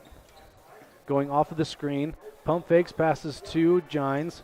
Gines to the other Gines in the corner. Joy Gines has it on the left wing. Back to Rhodes up top. She dribbles to her right and hands to Pippi. Pippi skips it over to Joy Gines. Gines looks to drive in, hands to Rhodes. 7 seconds on the shot clock. Rhodes puts it up, and that is no good, and rebounded by Morse.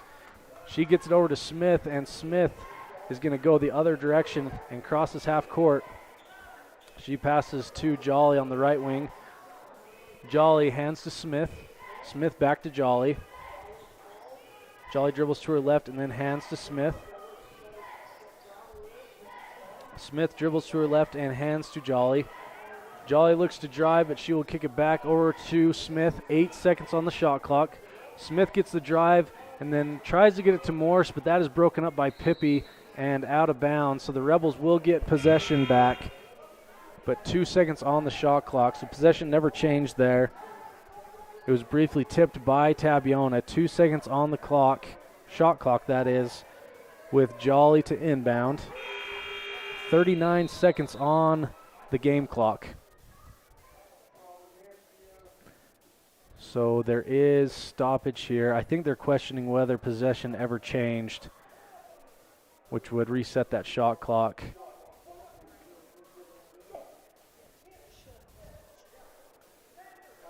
I thought that it did change possession momentarily. We'll see what we have here. They're going to keep it as is. 2 seconds on the shot clock. Jolly to inbound. She's looking, tries to get it to Pugmire, and they're going to get a foul on that inbound, I believe, on Sanders.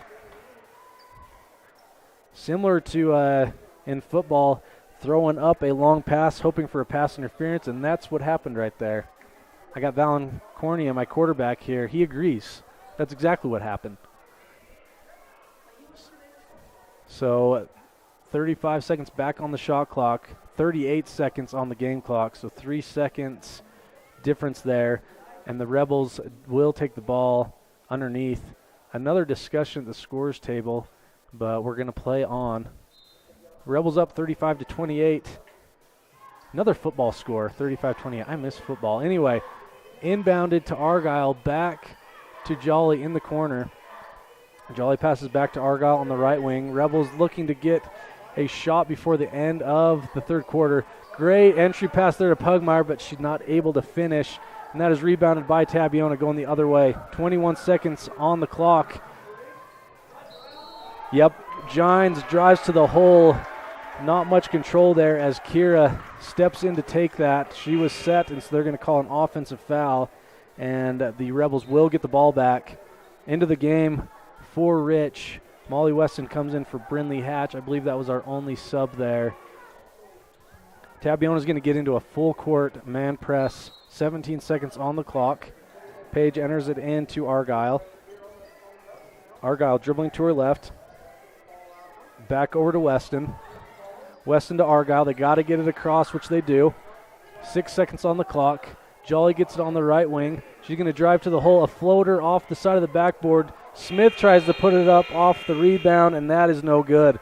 So the Rebels able to gain some traction that quarter, up 35-28, heading into the fourth quarter. Stay with us. We'll be back after this. You're watching online at mylocalradio.com and listening in at 98.3 KDQ FM. Foot pain can make even the simplest things a struggle. Dr. Chad Brady is a foot and ankle surgeon who listens to your concerns, offering a variety of solutions to get you back on your feet and out of pain. Dr. Chad Brady can help you get back to the life you deserve. Don't let foot pain stop you from living your life. Schedule an appointment today. Dr. Chad Brady, Uinta Medical Group. Call or schedule online at evanstonanytime.com. Rich County, Utah is a place where your neighbors are also your friends. A community where traditions matter and every person is important. These community values translate into an excellent school system filled with caring individuals who are committed to each student and their success in the classroom, on the field, and in life. In partnership with the entire community, Rich School District empowers learners to attain excellence through citizenship, wellness, collaborative teamwork, and academic excellence.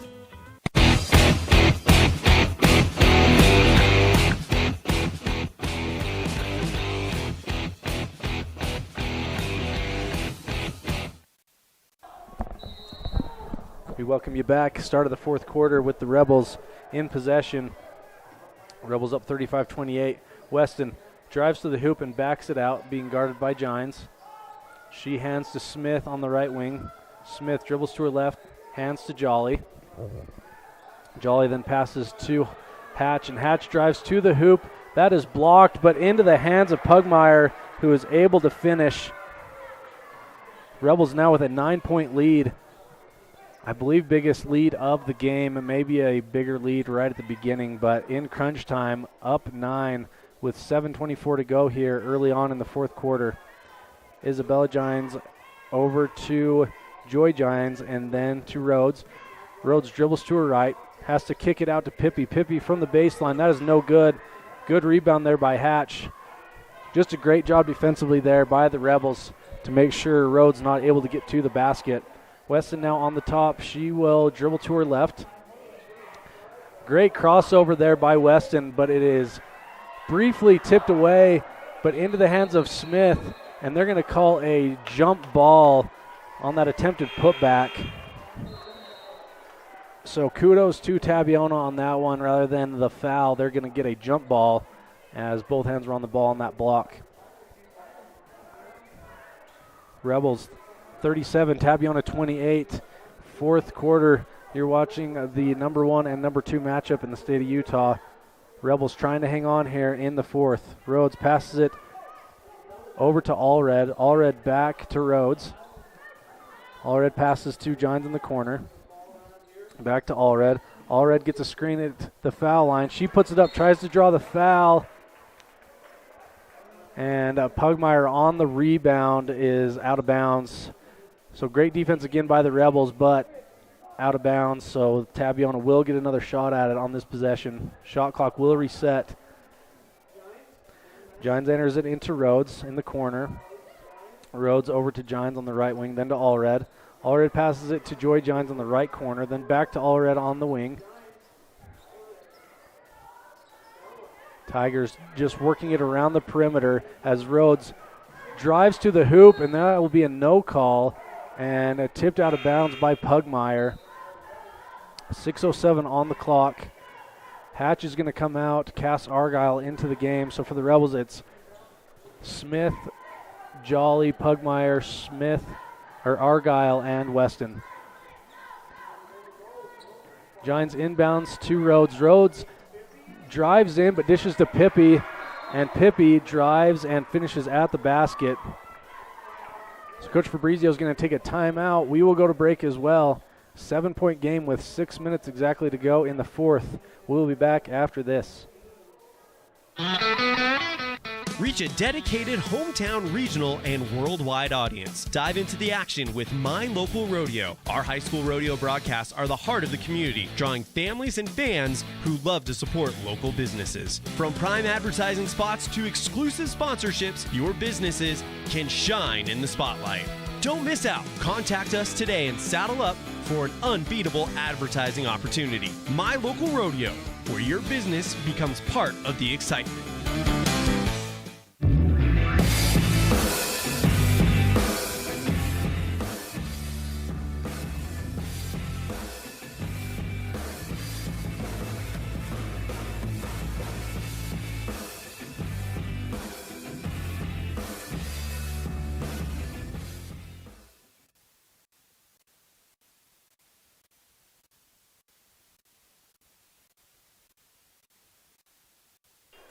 Welcome back. 7-point game. Rebels in the lead, 37-30 in the fourth quarter. 6 minutes to go. Would be huge for Lundgren's squad to get a win on the road against Tabiona. Weston gets it across half court. She's going to get trapped there, but they're going to call a foul on Gines on the attempted steal. That is the first foul for Tabiona this quarter. Third foul on Gines. Pugmire looks to enter, and she does get it into Weston. Weston dribbles to her right, passes to Argyle. Argyle gets it back to Weston. Weston tries to get it off the hands of Pippi, but Pippi does a good job at keeping it alive. They're going to give the and one. She's had a bunch of and ones today. So Rhodes, count the basket. That draws it to a 5-point game, potentially a 4-point game with this foul shot coming up. Into the game, Lacey McKinnon comes in for Cass Argyle. Have not seen a ton of McKinnon. Definitely has fresh legs. That could play a positive factor for the Rebels here down the stretch. Rhodes' foul shot is up and good. So a full court press in swing as the Rebels trying to get it up court, and Coach Lundgren's going to take a timeout, a full timeout. We'll go to break. 5:26 to go in the fourth. The Rebels up 4 after that 3-point play from Rhodes. We'll be back after this. Reach a dedicated hometown, regional, and worldwide audience. Dive into the action with My Local Rodeo. Our high school rodeo broadcasts are the heart of the community, drawing families and fans who love to support local businesses. From prime advertising spots to exclusive sponsorships, your businesses can shine in the spotlight.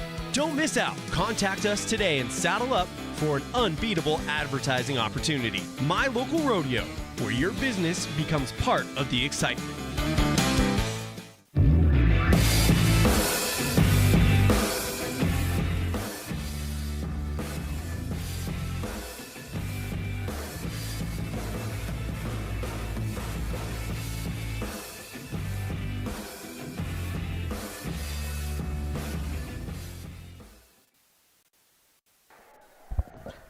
Welcome back. 4-point game now. Rebels with the ball. On the floor for Tabiona is Pippi, Rhodes, Pippi, Gines, and Allred. For the Rebels, Pugmire, Weston, Smith, McKinnon, and Jolly. 29 seconds on the shot clock.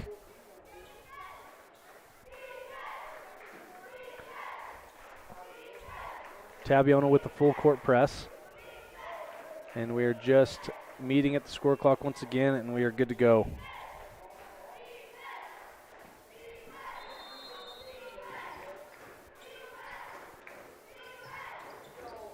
Pugmire gets it in to Smith.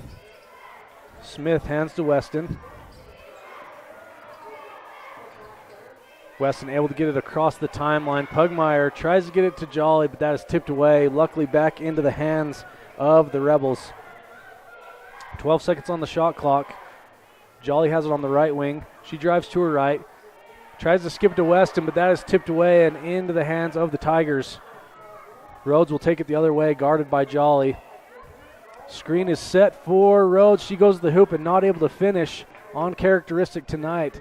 But good defense there by the Rebels to make that stop. Now Weston able to walk it across half court with 25 on the shot clock. She dribbles all the way to her left, and good finish there by Molly to give the Rebels a 6-point lead, a little bit more breathing room. Plenty of game left with 4.5 to go in the fourth quarter. Rhodes has it up top. She fakes to her left, dribbles to her right. Hands to Gines. Gines for three, no good. Off the mark and rebounded by McKinnon. That could be a big possession here if the Rebels are able to score once again and extend this lead. Weston dribbles to her right, finds an open McKinnon, and she is fouled. Good find there underneath by Molly to McKinnon, and a great job by Lacey to have that strength, not to have that ball knocked away, as the Tigers are forced to foul her. Joy Gines back into the game for Pippi. The Rebels will inbound here, as that is just the second foul on the Tigers. Just over 4 minutes to go in the game.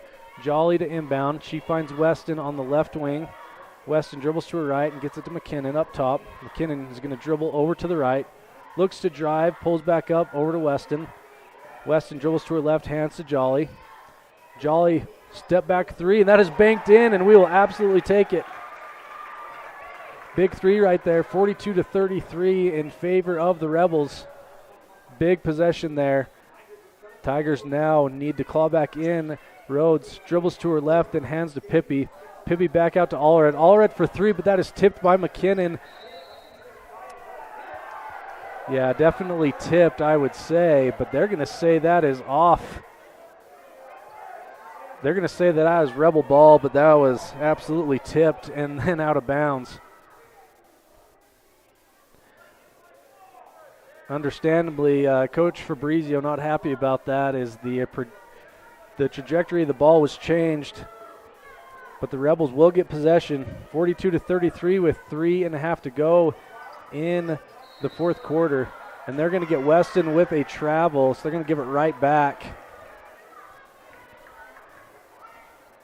I think they were definitely looking for a reason to get that back to Tabby after that botched call before on the last possession. So Tabiona will have it back under the hoop. Rebels up 9. Ball inbounded to Gines in the corner. She passes it over to Gines again. Weston with the steal. She tips it away. Tigers able to regain possession as Rhodes drives to the basket and is able to finish at the hole. 7-point game. Coach Fabrizio is going to take a timeout. We'll stay right here with 3:17 to go here in the game. So the Rebels off the back of points by both Weston and Jolly to extend the lead, but Rhodes keeping the Tigers in this one.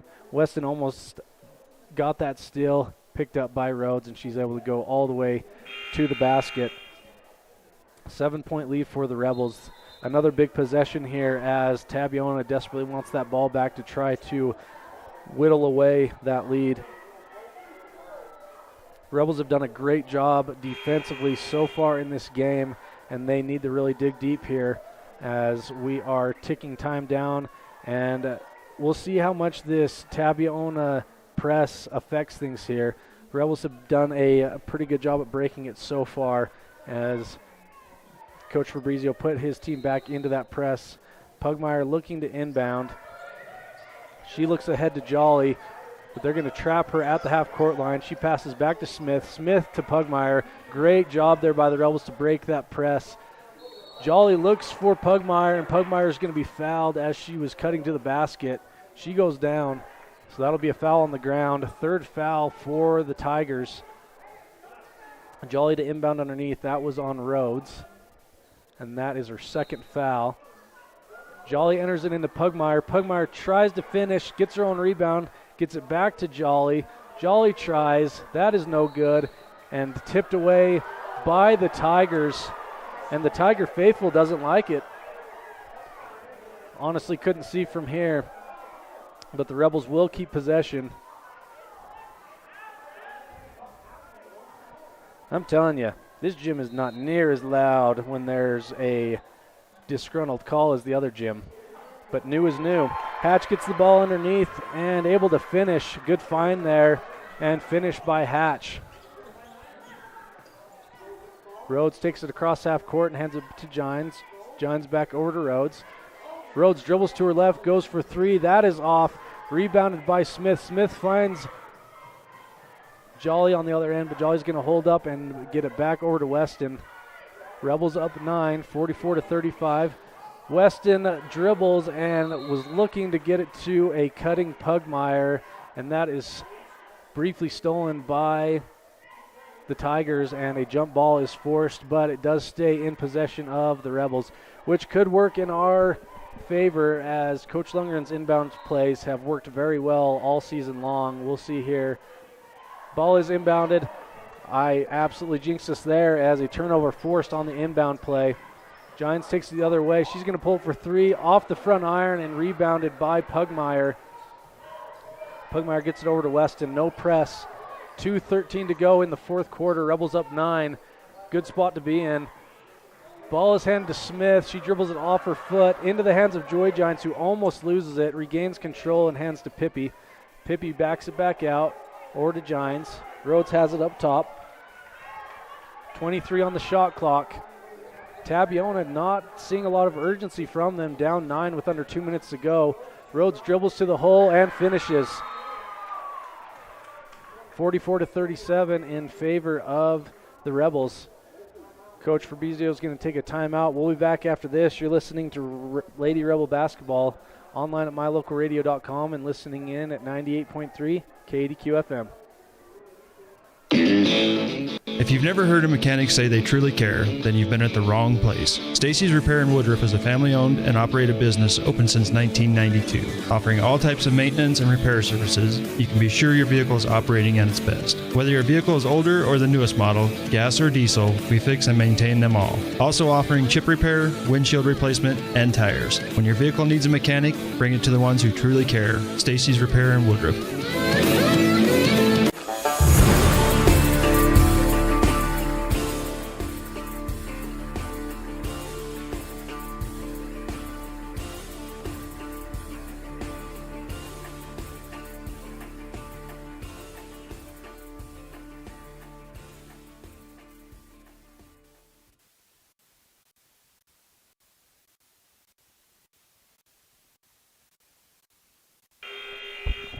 Welcome back. We are just about to wrap this one up. Game certainly not over, but only a minute 45 to go in the game. Rebels up 7, trying to hold on to this lead. Has been a great night for the Rebels so far. Pugmire enters it into Weston. Weston dribbles up the sideline. She holds up. She's going to dribble to her right. Passes it up ahead to Pugmire. Pugmire turns and gives to Smith. Smith dribbles to her right. Back to Weston. 19 on the shot clock. Weston's going to dribble back up to the top. Giants goes for the steal, as does Rhodes, and that is tipped out of bounds. Rebels will keep possession with 11 seconds to go on the shot clock. Minute 21 on the game clock. Pugmire looks to inbound, nearly throws it away, but Smith able to regain control. She gets it across half court, being guarded by Allred, who tips it away. Gines tries to keep it alive, but puts it right in the hands of Pugmire. Pugmire pulls up, and that rims out. Rebounded by Smith and Pugmire and Allred, and so there will be a jump ball, giving the ball back to the Tigers. The silver lining there for the Rebels, they didn't get any points out of it, but a lot of clock came off there. Nearly 40 seconds. Minute 6 to go in the game. Still a 7-point game. You have to contain Rhodes here as she drives all the way to the hole, and she is fouled on the ground. And that's almost the best strategy right now, as the Rebels have a few more fouls to give until the bonus with a minute to go. And the Tigers' best weapon all night has been Rhodes driving to the hole. So if you're going to foul her, it has to be before she tries for the shot, as she's had plenty of and ones tonight. So good strategy there. Gines looks to inbound. She gets it to Rhodes. Rhodes dribbles to her left. She goes to the hole and finishes. 44-39. Weston able to get it up ahead to Pugmire. And Coach Lungan's going to take a timeout. With 49 seconds to go, 5-point game. This is exactly what we expected. 5-point game with under a minute to go. Rebels up on the road, 44-39. Coming up after this, as we said earlier, the boys will take on Tabiona. In the pregame, I said it was number 1 Rich versus number 5 Tabiona. In the meantime, I did not know they updated so quickly, but the RPI has changed. Rebels back at number 2 after Milford gets the win against Mount Vernon. So honestly, not that it really matters that much, but it's the media's job to hype things up, and I'm doing my best. But rankings really don't matter when it comes to hyping up Rich versus Tabiona at Tabiona. Plenty of fans back home at Rich watching as I'm looking. Yeah, plenty of viewers. So thank you for everyone tuning in tonight, supporting the Rebels, who are currently up 5 with 49 seconds to go. And so the fouls are 3-2. Tabiona with 3, Rebels with 2. So Tabiona just needs to foul 2 more times to put the Rebels at the line. So I'm sure they're going to try for the steal, and then 29 seconds on the shot clock. So if I'm Tabiona, I would foul immediately. Weston and Gines battling for position. I love the aggression going on right now. Both teams really want the win. Jolly looks to inbound, and Gines fouls Weston. And really not a bad strategy, as now you're closer to the bonus, and the second did not come off the clock.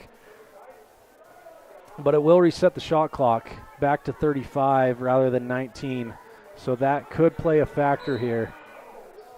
Jolly looks to inbound. She gets it into Weston. That is tipped away and into the hands of Gines. Gines dribbles to her left. She goes to the hole, and they're going to call a blocking foul. And so Gines will go to the line to shoot 2.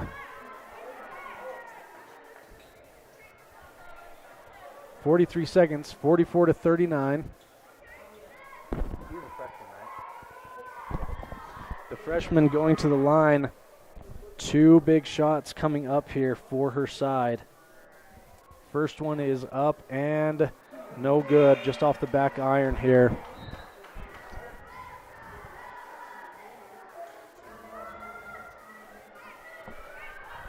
Granddaughter of Coach Lee Gines, which I'm totally just assuming. Could definitely not be true, but that's what I'm assuming. The second foul shot is up, and that one rims out, but rebounded by Rhodes. Rhodes is going to go right back. She dishes it to Pippi, and that is good. 3-point game. 34 seconds to go here. Ref is going to take a timeout. Excuse me, that was Coach Lundgren taking the timeout. We'll stay right here. We have a very good one. Definitely brewing here. Well, we've arrived. There's no brewing going on. This is a great game. 44-41. Rebels up 3 with 33 seconds to go in the game. Tabiona with 4 fouls. The Rebels with 3. So obviously what's going to happen here, I'd imagine, full court press by Tabiona. They're going to try to get a steal like they did the last time. If not, they're going to foul and send somebody to the line with hopes of a missed foul shot. If you're the Rebels, just have to take care of the ball here, work some clock off as much as possible, and hit free throws. I don't have stats in front of me, but the Rebels have done well on hitting foul shots so far this year, but not many times in this situation. So we will see how the Rebels handle this pressure, starting with an inbound from Bray Pugmire. So Pugmire gets the ball. She enters it in easily to Smith. Smith in the corner, briefly loses it, and she dribbles it off of her foot. And this place is going crazy with 29 seconds to go. Tabby has only hit 1 3-pointer all game by my count, and that was early on in the first quarter. Down 3 with 29 seconds to go. Ball is inbounded to Rhodes. Rhodes drives in. Blocked by Pugmire. Great block by the sophomore. And into the hands of Jolly, and she is fouled by Gines. So Kira Jolly will be the one to go to the line to shoot 2. Great defense there by Bray Pugmire. As Rhodes, who has been so strong under the hoop tonight, she's able to stop her with the clean defense and the tip and puts it right into the hands of her teammate. And so Kira will go to the line to have 2 big shots here with 20 seconds to go in the game. Kira's first is up and good. Ice in her veins on the first one. Rebels now a 2-possession lead. Jolly looking to make it a 5-point lead, and she does. 46-41 for the Rebels. 18 seconds left. You don't want to give up a 3 here. Rhodes gets it over to Gines. Gines had the first 3, and she hits. 2-point game. Hatch inbounds to Smith. Coach Lundgren wants to talk about it. 6 seconds on the clock. So you have to try to get it in to someone who's going to knock down foul shots because they'll be fouled immediately. Obviously, the last thing you want to do here is throw it away. Rebels up 2, 6.4 seconds on the clock. Rebels are in the bonus, so they'll go to the foul line with any foul. We'll see if Tabiona fouls before the ball is inbound. Rebels were able to get it in easily to Smith, but a timeout was called before the inbound, and maybe that's why. Coach Lundgren's side has battled all night, able to keep the lead, I would say 95% of this game. I think they've only been down at 1 point in the game, and it was by 4. So we're going to have Weston be the inbounder, Pugmire and Smith in the backcourt. Down on the other end is Jolly and Argyle.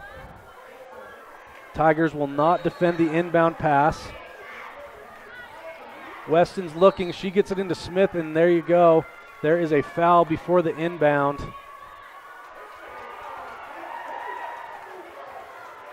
And they're going to call it on Pippi.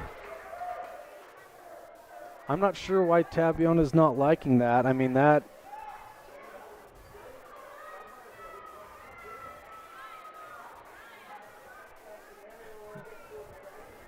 what you want to do if you're Tabiona, because really I'll see if they put time on the clock. I'm pretty sure that foul was called before the ball was entered.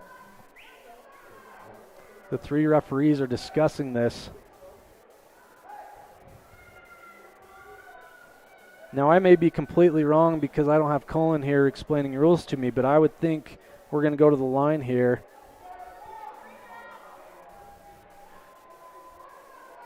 So Pugmire to the line shooting 2. Another discussion here. I think the only thing missing here is I don't think any time should have come off, and some did. I mean, it was tenths of a second, I guess, but I believe that foul was called before the ball was inbounded. And so the refs are going to discuss this.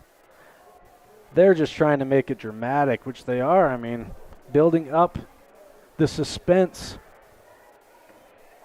Both coaches are wondering what's being discussed here. But as of now, Pugmire's going to go to the line to shoot 2 as she was fouled before the inbound. And they're going to bring both coaches together in solidarity to talk about how this game's going to finish up.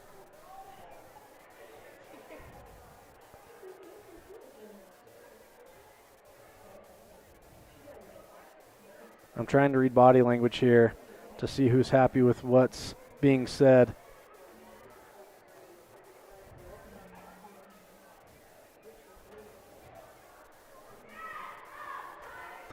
Currently there's 8 seconds on the clock. The Rebels are up 2 with Pugmire to the line to shoot 2.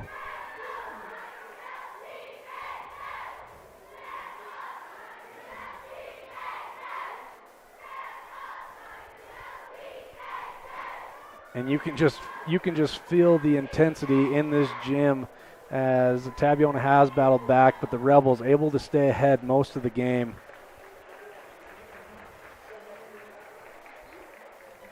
I'm totally being an armchair quarterback. I'm just not sure why so much discussion is going on here.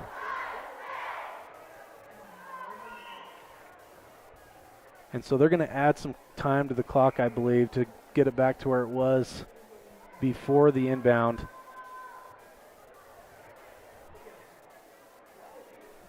So now they took time off, so they're going to say that it was called after it was inbounded. I don't know. 7.4 seconds now on the clock. So if all is said and done and Tabiona could have used 0.6 seconds left, I guess there's reason to be upset, but usually that's not the case. 7.4 now on the clock instead of 8 seconds. Most important part is Bray Pugmire is going to the line to shoot 2 to potentially make it a two-possession game. Her first is up and good.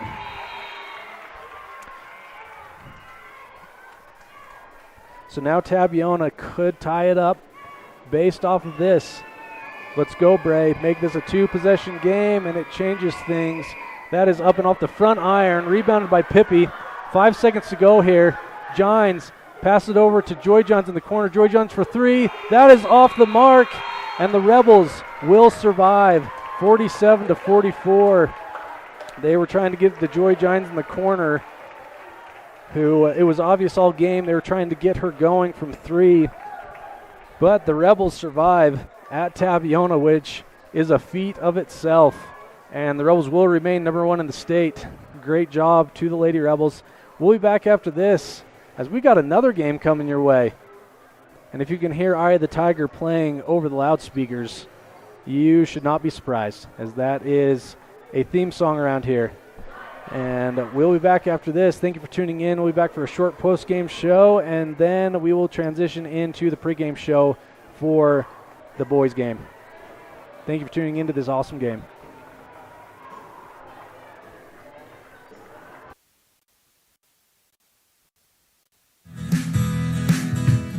Fast, fresh, delicious. 3 words that describe your experience every time you enjoy a delicious meal with Jimmy John's. Utilizing the freshest ingredients, home-baked bread, and professional sandwich building skills, the team at Jimmy John's always delivers a mouth-watering sandwich to satisfy any hunger. Jimmy John's. Freaky fast, freaky fresh. Visit any of our locations today in Evanston, Rock Springs, Sheridan, and Gillette. Healthy teeth and gums affect your overall health, including the mental image you have of yourself.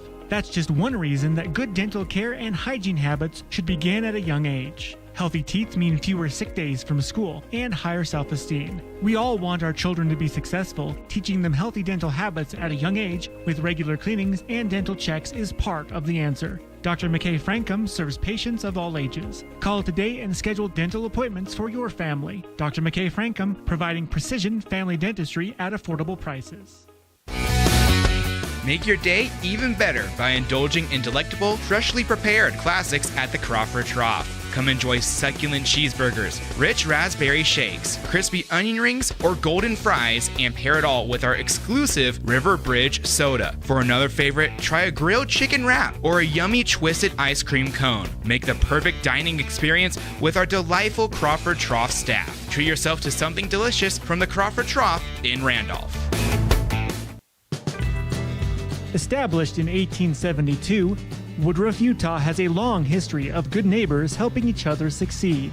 Woodruff was built with hard work, integrity, and a sense of community that can be felt every time you visit. We have always celebrated all students in academics and extracurricular activities, and we cheer on our rich rebels. Woodruff, Utah, a great place to live. Dealing with computer problems can be frustrating and make you wish for your own personal IT guy. Now, everyone can afford an IT guy. Independent Software Solutions has served customers in Wyoming and Utah for over 20 years. We develop software, handle system and network administration, repair personal and business computers, and sell accessories. Independent Software Solutions is your one-stop computer business solution. Call today, 307-789-1978. Let Independent Software Solutions be your IT guy.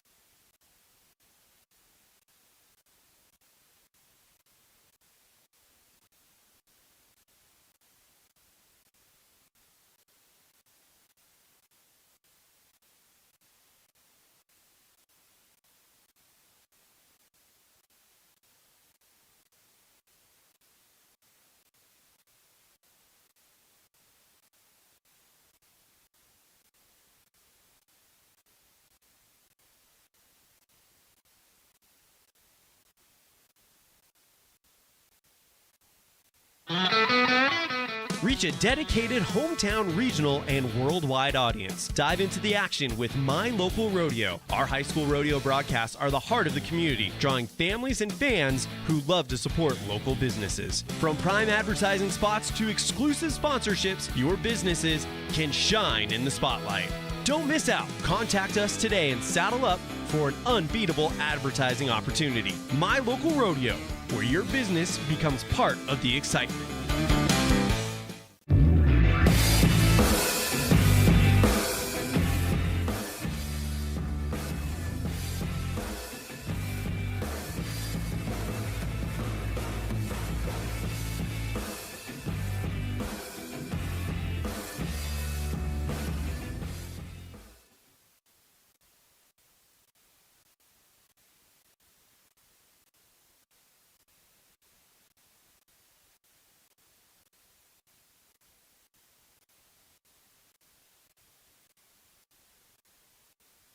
Time for our coaches show, and I'm here with Coach Cornea. And Coach, I'm excited. I know you are. I know the boys are. I'll acknowledge that it's got to be treated like every game, but a big one with Tabiona, followed by Altamont the next day. Let's start with the weekend. You guys were able to go 3-0, had some good competition at the Fossil Classic at Kemmer High School. Talk to me about some high points from the weekend. Well, I just think our level of scrappiness and competitiveness, we had to win games multiple ways, just different guys that stepped up in different roles in each game, depending on what the game kind of asked of them. It was really good to see. And we knew we had to fill a hole with Riker being out with that ankle and giving him some time to heal up. And I thought that some of our guys off the bench just did a phenomenal job, came in both ends of the floor, defensive and offensive sparks. And Kemmer, I think we caught them on the right night. Watching them beat Cokeville the next morning, it was like watching two different teams. But Big Piney and Farson, those are quality teams who would do very well in 1A Utah. So to go 3-0 confidence-wise and just kind of guys believing in it, it was a great weekend. Is it accurate to say that Farson was the perfect prep game for Tabiona with how physical they played and just a very similar type of product that we usually see out of Tabiona? I would say yes, except for the fact that Tabiona's guard play is at a very, very high level. Farson, they're big men. They both of them kind of mimic what Gavin Rhodes has been able to, and even Virtus, coming off the bench, Virtus Winder, and just kind of their presence down low. But no way could we press Tabby the entire game and win, in my opinion, knowing that team. Bryson Fabrizio, the Giles kids, the Park kid. I mean, these are kids who play a lot of basketball, handle the ball all the time. And I think with Farson, we got some kids who really loved football, decided to come out for basketball, and you could see it in their ball handling. Coach, what message did it send? You mentioned your bench play and how well it's gone this year. What message did it send to your team being able to win that game against Farson with Ridge not being able to be himself, being in foul trouble? It was his night. It seems like everyone gets their turn of getting that foul bug, and unfortunately for Ridge, Saturday night was his turn. What did it do for your team to be able to win a game like that and not be dependent on Ridge? You know, you look at our scoring, and we are dependent on all of our kids, without a doubt, you know, especially Ridge. I think everybody kind of knows that we have multiple guys that can step up and really produce points for us. I mean, I think we've had 5 different kids approach the 20 mark in scoring in a game. You know, Riker Hoffman opened for us with 18. And so I think they know that we have different ways to score when Ridge is not going. And then there are nights when he is going and pretty special. In that game that, you know, he only had 4 points, he hit 4 or 6 from the free throw line. He had 5 assists that night. He had 9 rebounds in limited minutes because of foul trouble. And one thing I love about Ridge and all our guys is I really think they've just fallen in love with winning, and they could care less, you know, what their stat line is. And I know you hear coaches say that all the time. It's absolutely true with this team. I'll echo that. I talked to Ridge yesterday at church, telling him how awesome of a weekend it was, and he agreed. You could tell that the 4-point game had zero effect on him. He was excited that they beat Farson in that game and ready for Tabiona. You've got a great group, and Coach, I'm looking forward to my interview with Coach Gines. I mean, I feel comfortable calling him a legend in 1A basketball. I mean, I've watched him coach since I knew what basketball was, and he's still there doing his thing. He coached against you as a player. Now you're coaching against him. What's that like, coaching against Coach Gines? It's a little disconcerting coaching against a guy who knows what a horrible player you were. And, you know, there's no lying to him about, oh, I was, you know, it's like, oh no, you were horrible. But, you know, a guy like him with as many wins and the longevity and the titles, he could have kind of an ego and not be friendly. And that's exactly the opposite. I consider him one of my good friends. And I actually think, you know, after the game, he is a huge fan of our region and wants to see us all go do well at state. I see him being an advocate for guys, for young coaches, putting his arm around him. I know that he reached out to Coach Patton at Tinnick, first-year head coach. Even though he carries that aura of just the 40 years of very high-level basketball, he's very approachable. He'd do anything for you. Even though on Friday night, I know he's going to do, you know, he'd give anything to be able to beat Rich on their home floor. What a great guy, and we're very close with their assistants as well, and even the fans at Tabby. You know, as loud as it might get during the game, I have a lot of people come up and talk with me, and we maintain a relationship, and they're very friendly. We always felt very welcome to Tabby, even more welcomed if we lose. That's right. Well, I believe it was at Tabby last year we got snowed in, right? And many of them opened their homes up to our players and coaches. They made a spaghetti in the lunchroom, and yeah, like just very accommodating people. And Coach Gine, I don't know, he's an example of how it's done right, and not just for a year or two, but for 40. Big time mentor, and somebody I think our whole community should look up to and respect. Well, Coach, good luck this weekend. It'll be a fun one going to both Tabiona and Altamont. So good luck, and we'll see you down there. Thanks, Bradley. It is time for our coaches show, and I'm really excited to be here with Coach Gines. Coach, this has been an interview I've been looking forward to all year, since I have a ton of respect for you, and I know that you're going to be a really fun interview today. Coach, how has the season been going for you so far? Well, it's been going good except for 2 games. Other than that, we're doing all right so far. Coach, this weekend, a game that has happened time and time again between Tabiona and Rich. Give me your thoughts on this matchup and the history of it. And I grew up in Rich County and watched you come to Rich, and I traveled with my family and myself as a player to Tabiona many times. What's this game like for you, this matchup each year? Well, it's just like I told my players this week, when we were practice Monday, I go, you know, these are the games that you remember. It's the rivalry games, it's fun games, it's competitive games that always is going to come down to foul shot or a turnover or a rebound. It's just going to be one of those games that you just have to focus on and try to do your best, and then not get too uptight, but, you know, have fun playing the game and enjoy it, because these are the games you remember. I mean, these are the games that you'll talk about your whole life, you know. Absolutely. And that's spot on. You know, my dad's an assistant on the team right now, and he's able to coach 2 of his grandsons. And you're in a exact situation having a couple grandsons on the team. What's that been like for you? I know that Virtus is. We will try to come back to that interview with Coach Gines at halftime, as it was fun to catch up with him. But we are just getting ready to start things out here. Another great game coming your way. Now it's the boys' turn with the Rebels versus the Tigers. And so we will start with the starting lineup for the Rebels. So number 4, Daniel Smith. Number 5, Drake Weston. number 12, Ridge Lundgren, number 25, Carter Scott, and number 35, Dylan Fonsbeck. So to make note of a few things with availability tonight, Riker Hoffman is back from injury. It will be great to have him back. Unfortunately, Carter Hoffman out tonight because of a concussion after the shot he took to the head against Farson. So unfortunately, Carter Hoffman out tonight. Starting lineup for Tabiona, number 2, Dayton Giles, number 3, Bryson Fabrizio, number 15, Dallin Park, number 32, Gavin Rhodes, and number 34, Vertus Winder. And as most know, Vertus Winder, definitely Rich County roots, grandson of Coach Lee Gines, but son of Anthony Winder, who married into the Giants family. So we are just ready to get things going here. Thank you for tuning in.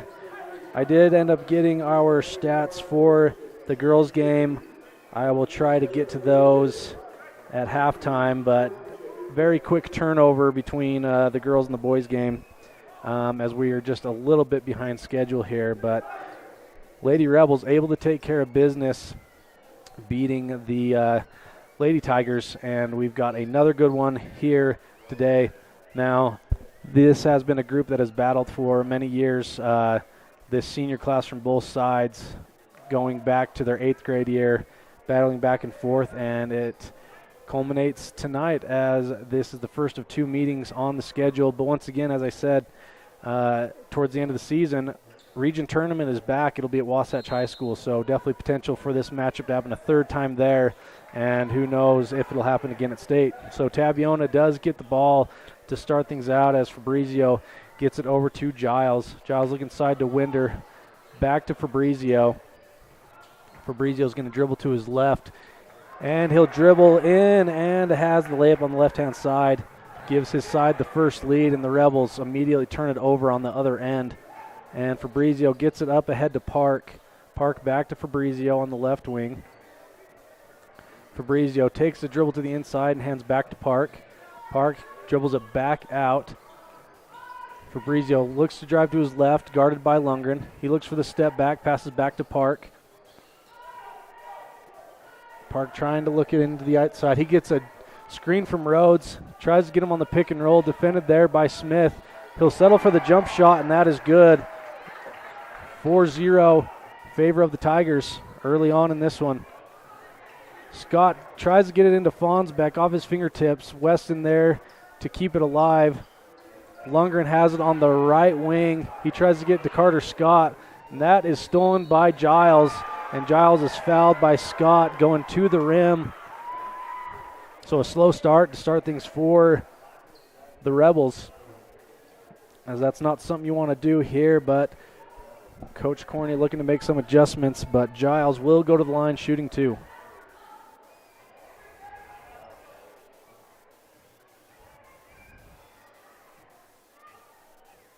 Giles' first is up and good. 5-0 in favor of Tabiona.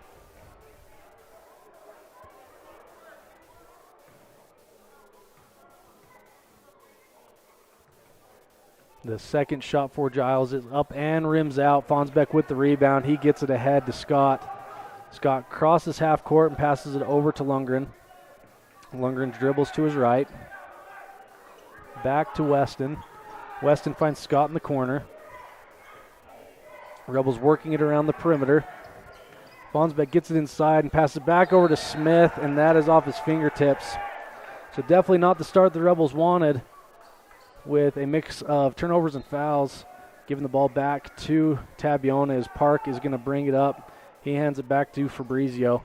Fabrizio drives to his left, gets to the hole, and does not finish. Defended there by Weston. Weston gets the rebound, quickly getting the other direction. He's going to go to the hole this time and score. Drake able to finish at the hole to give Rebels the first score of the ball game for their side. 5-2 now, still in favor of Tabiona. Giles hands to Park. Park dribbles to his right and hands to Rhodes. Rhodes drives baseline, has a jumper, and that is good. So Rhodes with 2 jumpers so far in this game. Weston crosses half court. Passes over to Lundgren. Lundgren gets the elbow to Scott. Scott, a great pass to Smith, but Smith not able to finish. And Winder gets the rebound, passes up to Fabrizio. And Fabrizio dribbles to his left, hands to Park, then to Giles in the corner. Giles back to Park, and then Fabrizio up top. Fabrizio pump fakes and drives, and great finish at the hole. As he hits the ground, he's able to finish that one. Lundgren now with the ball. He skips it over to Smith. Smith drives the hole. He's fouled by Winder, and so Daniel will go to the line, shooting 2. That is Winder's first, team's first. Rebels also just with 1 foul with 5:11 to go in the first quarter. And Daniel will go to the line to shoot 2. His first is up and off the front of the iron. So Rebels definitely playing with some jitters here. If you're Coach Cornier, you're hoping that does not last too much longer as the Tigers have come out firing here. Daniel's second is up and no good. Weston gets the rebound. Good hustle there. Gets it to Fonsbeck, and that is stolen into the hands of Winder, who is fouled.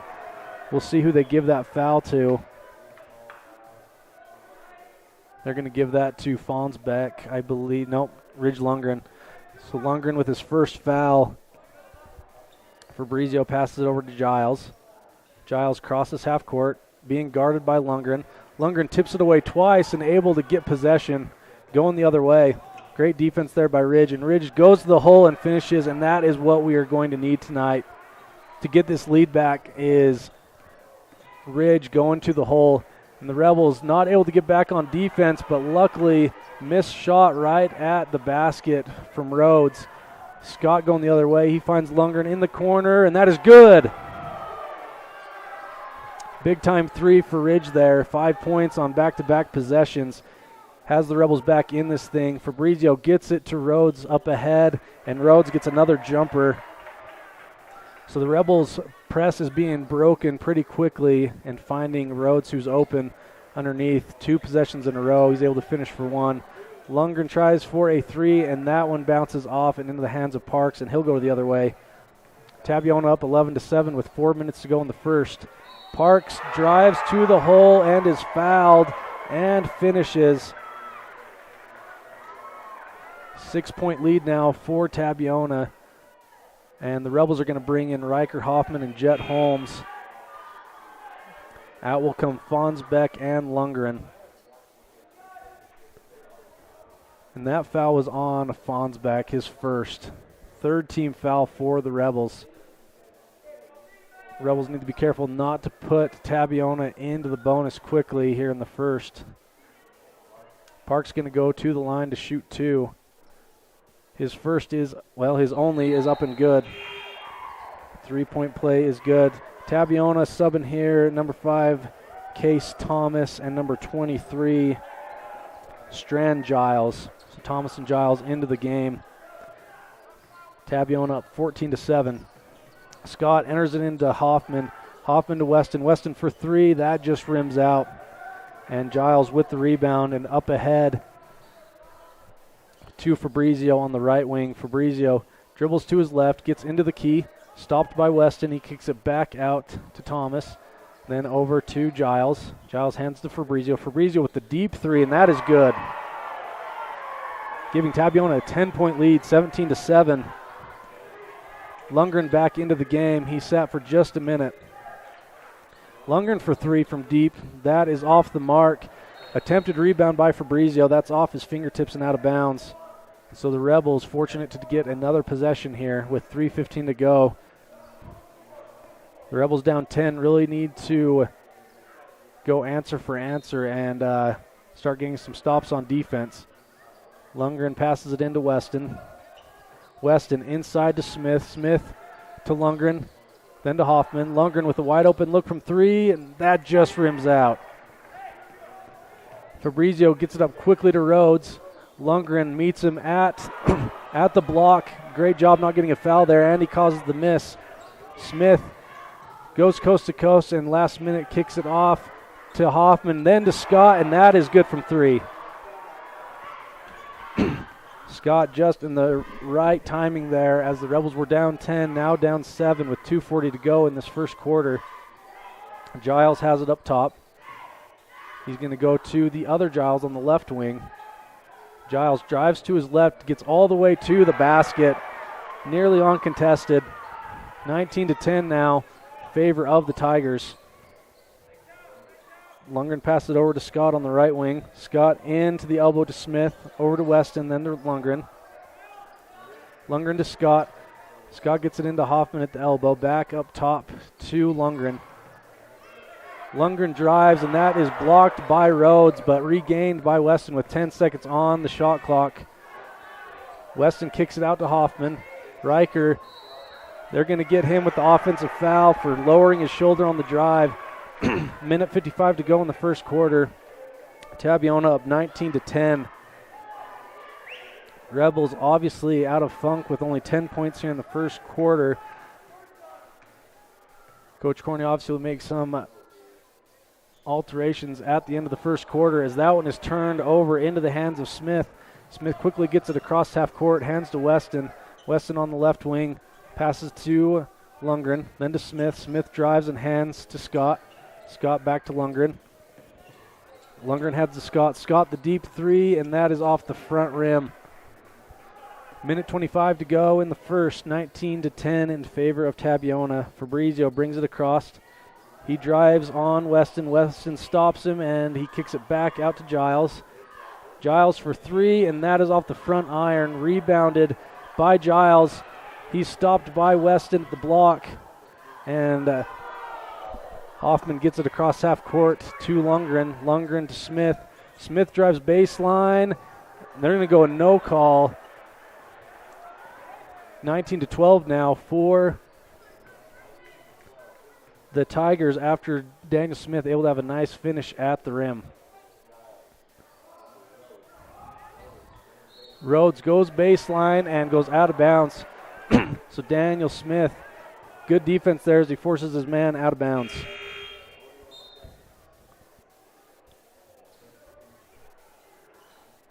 So Fonsbeck into the game for Smith. Daniel had some good minutes there with a good finish and a good defensive stand against Rhodes on the other end.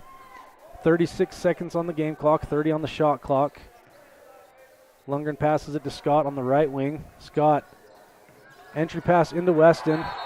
They're going to get Weston on the travel underneath as he tried to get it over to Riker Hoffman. 7-point game.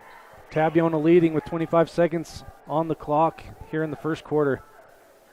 Fabrizio walks it across half court. They're going to go for the last shot here. 13 on the clock. Weston defending Fabrizio. Fabrizio dribbles to his left. Keeping the ball here. He gets it over to Rhodes. Rhodes for three, and that is off the mark and out of bounds with 1.5 seconds to go. Let's see who they reward that to, and they're going to keep it down here in Tabiona possession. So Giles will go to inbound here underneath. They try to get the jump pass, and it is good. They get the successful jump pass into Fabrizio, and he finishes. It is now 21-12. We will see what adjustments are made on the Rebels side. We'll be back after this. You're listening online at mylocalradio.com and on the air at 98.3 KDQ FM. The town of Garden City is home to beautiful Bear Lake, where families play together. We welcome you to Garden City and invite you to visit bearlake.org for places to explore and information on upcoming events year-round. The town of Garden City welcomes you as we cheer on the Rich Rebels. Great signage is an important component to any successful business. It lets your customers know they have arrived at your doors, and it's a constant advertisement of who you are. When you install LED signage, you're taking it one step further. The ability to create color messages that move is an attention grabber. Plus, you can change the message whenever you would like. Make your business stand out with an LED sign from Rocky Mountain Sign, providing service, installation, and maintenance on all signage. Rocky Mountain Sign, licensed in Wyoming and Utah. Call today for a quote, 307-789-5202.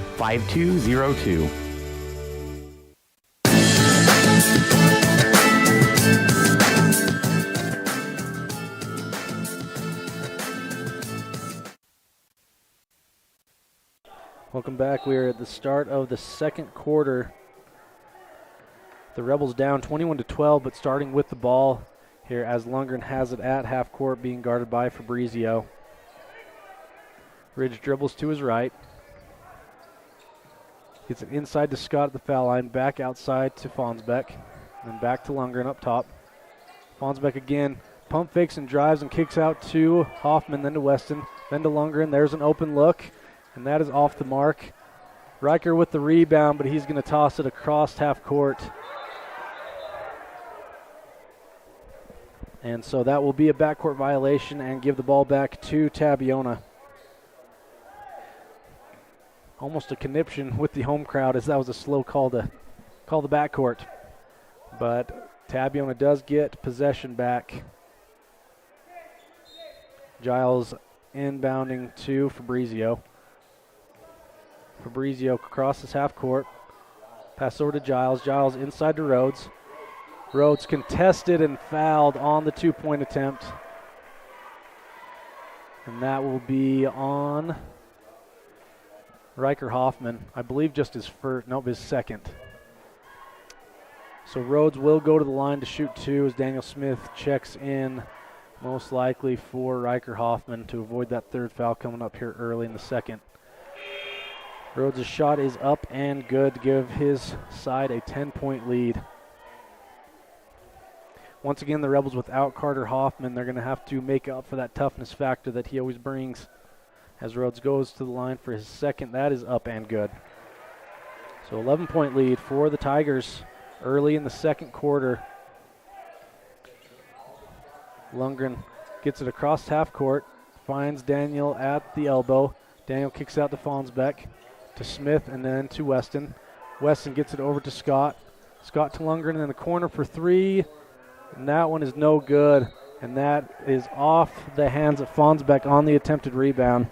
So the Rebels not able to get their usual shots falling from three so far in this game, which is a big part of basketball. Some nights you're on, some off. We'll see what the Rebels do to replace that in the meantime. Fabrizio gets it to Giles. Giles in at the top of the key. He hands to Fabrizio. Fabrizio for a deep three, and that is off the mark. Rebounded by Tabiona, but out of bounds. That was rebounded by Case Thomas, but off the fingertips of his teammate. Lundgren inbounds to Weston. Now is the time for the Rebels to wake up and get things going with 6.5 to go as Weston tries for three, and that just rims out. Rebounded by Rhodes, handed to Fabrizio. And Fabrizio hands to Giles. Giles drives to the rim. Rhodes gets the rebound. He is fouled once again on the second putback. And so he will go to the line to shoot to Gavin Rhodes. 6'3" senior, causing problems for the Rebels underneath so far in this game. Rhodes' first is up and good.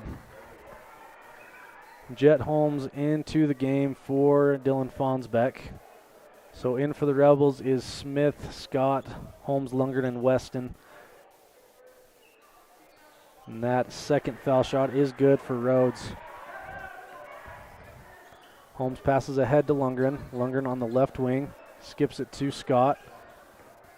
Scott dribbles to his right, hands to Smith. Smith on the baseline. He finds Weston in the corner. Weston for three, and that is off the mark. Rebounded by Giles, going the other way. So far, this is reminiscent of that Cokeville game, as the usual shots just are not falling. And Tabiona able to really do what they want on the other end, as Rhodes once again finishes to give his team a 15-point lead. Rebels down 27-12, 5:37 to go in the first half. Lundgren hands to Weston, then over to Smith. Tabiona in a zone defense, and Coach Corney's going to take a timeout here, as adjustments are needing to be made here, as all the momentum is on the side of the Tigers. And the Rebels down 15 here early on in the second quarter with 5.5 to go before half. We'll be back after this. You're watching online at mylocalradio.com and listening in at 98.3 KDQ FM. Hey, it's Hunter here with Les Schwab. Just want to let you know we have America's Best Tire Warranty. It's now available at all Les Schwab Tire Centers. It includes our no-hassle road hazard protection, free tire maintenance, and a 60-day ride satisfaction guarantee included for free. Come visit us at Les Schwab Tire Centers today at 157 Bear River Drive in Evanston.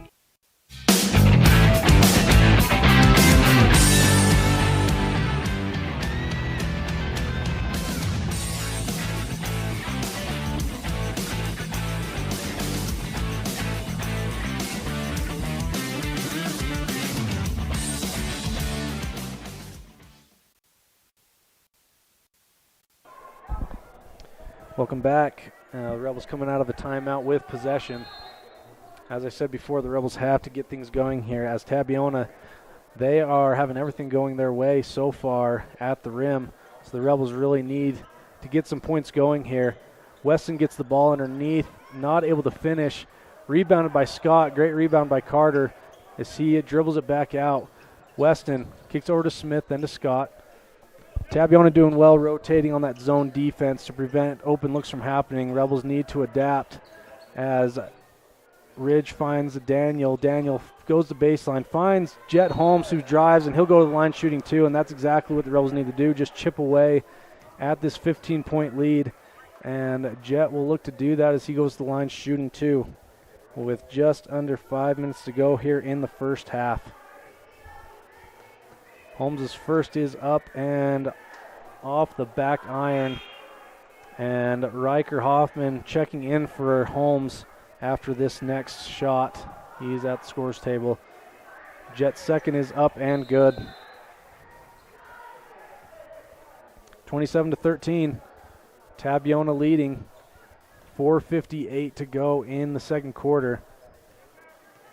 Rebels would love to chip away at this big lead before the end of the half. Fabrizio drives to the hole, and right away Riker gets his third foul at the baseline.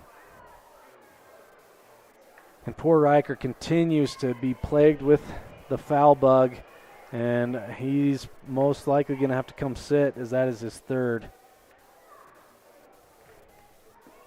So Fabrizio to the line to shoot two. First is up and off the front iron. And Jet Holmes will come back into the game for Riker Hoffman. Fabrizio's first did not go. Second is up, and that one is also off the mark.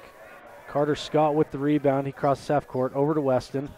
Weston finds Lundgren, back to Scott. Scott for three.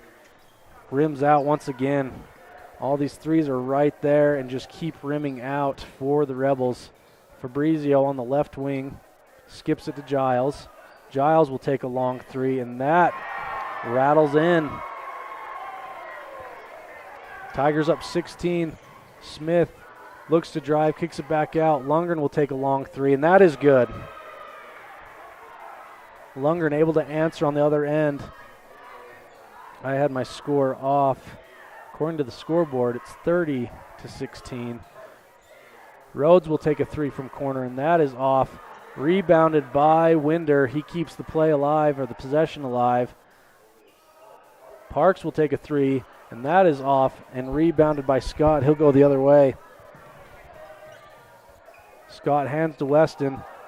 Weston finds Lundgren, and that is good from three. So the Rebels getting some life back.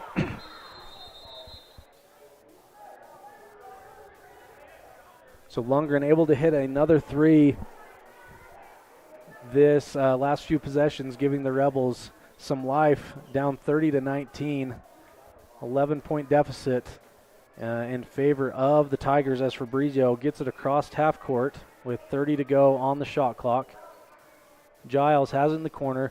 They feed Winder inside. Winder with his big frame and not able to finish, but Rhodes gets the rebound, puts it up, and Lundgren finally gets that rebound, and he is fouled by Park going up the court here. And so that'll be the second team foul for Tabiona. 3:21 to go in the first half. Another three-pointer would be nice here to bring the Rebels within 8. Down 11 right now. Jet looks inside to the elbow to Scott. Lundgren for three again, and that one goes off the back iron. Nearly rebounded. Good defense there by Lundgren, but Tigers keep possession. They find Park. And then to Giles. Giles drives to the basket. Rebels need to take advantage of these missed shots for Tabiona. We haven't seen a ton of those. Scott for three, and that is good. And the hot shooting of the Rebels comes back. 30-22. Rebels still have some ground to cover, but a great effort to bring this one within 8 as we were down as many as 17, I believe. And so Coach Gines is going to take a 30-second timeout. So back-to-back threes, 2 from Lundgren, 1 from Scott. And you love to see it if you're the fan of the Rebels. And as I said, the Rebels able to make some stops defensively, and there was just the one time where Tabiona was able to get some offensive rebounds, but with Rhodes and Winder in the game, 2 big bodies, the Rebels cannot afford to have offensive rebounds happen. They need to limit the Tigers to 1 possession.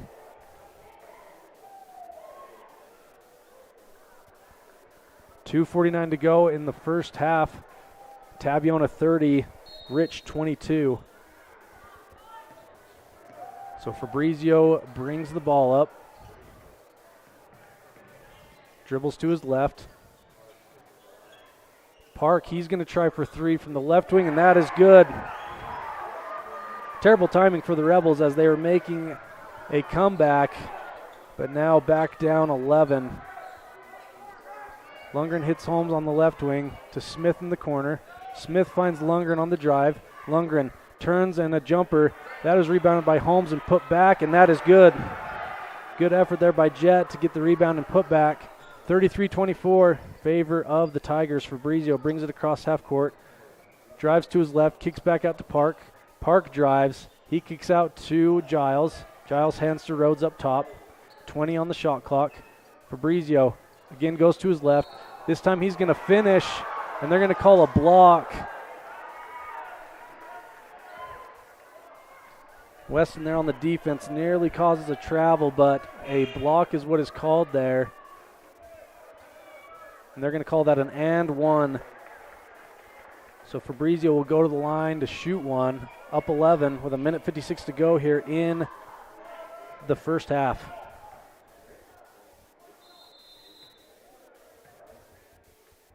So Giles will come in for Park here with 1 foul shot coming up from Fabrizio. This would make it a 12-point lead for the Tigers. His shot is up and good. 36-24. 1:55 to go here in the first half. Weston has it at the foul line. He kicks out to Scott. Scott from 3, and that is good. Lots of threes back and forth so far. It is a shootout, 36-27. Rebels looking to get back into this one. Shooting much better in the second quarter. Fabrizio has it up top. Passes over to Giles. Giles to Rhodes.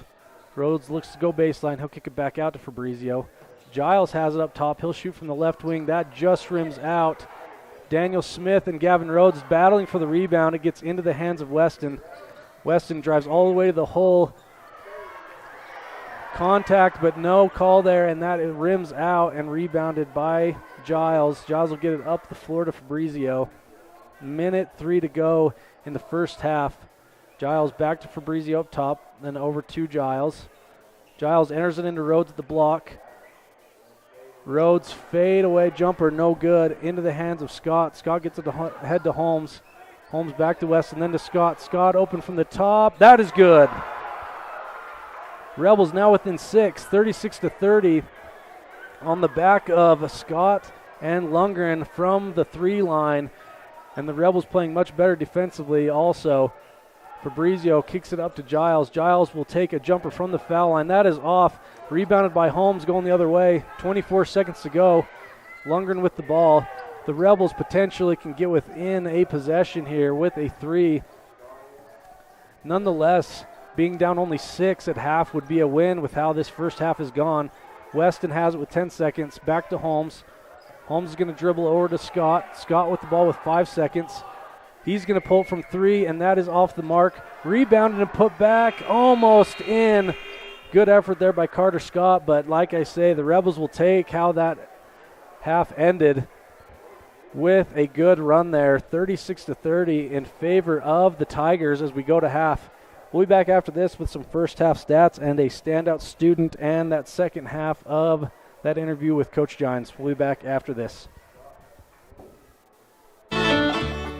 Supporting local schools, Eddie and Todd Jensen, owners of Mound Valley Cattle Company, know when it comes to buying and selling cattle, you count on the best.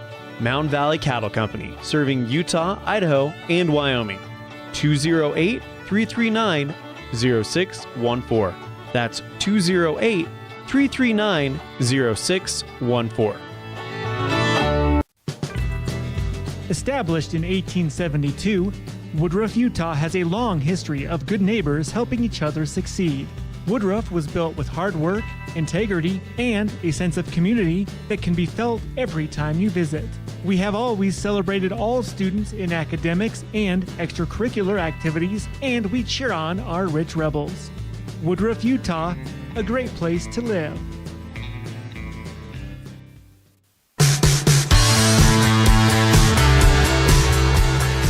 It is time for our coaches show, and I'm really excited to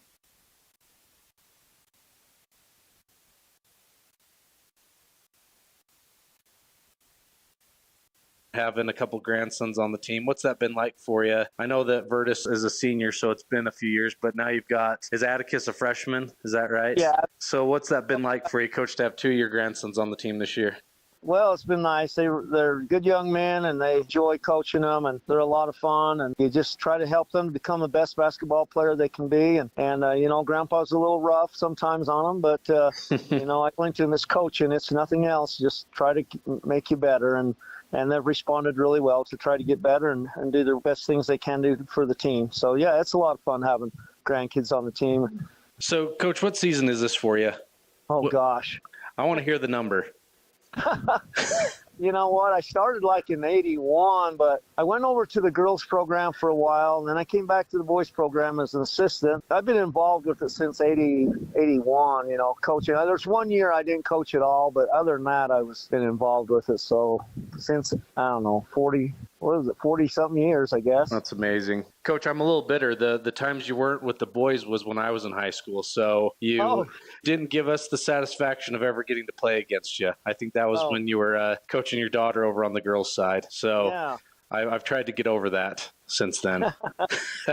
It was fun with the girls, too, for a while. Yeah. Absolutely.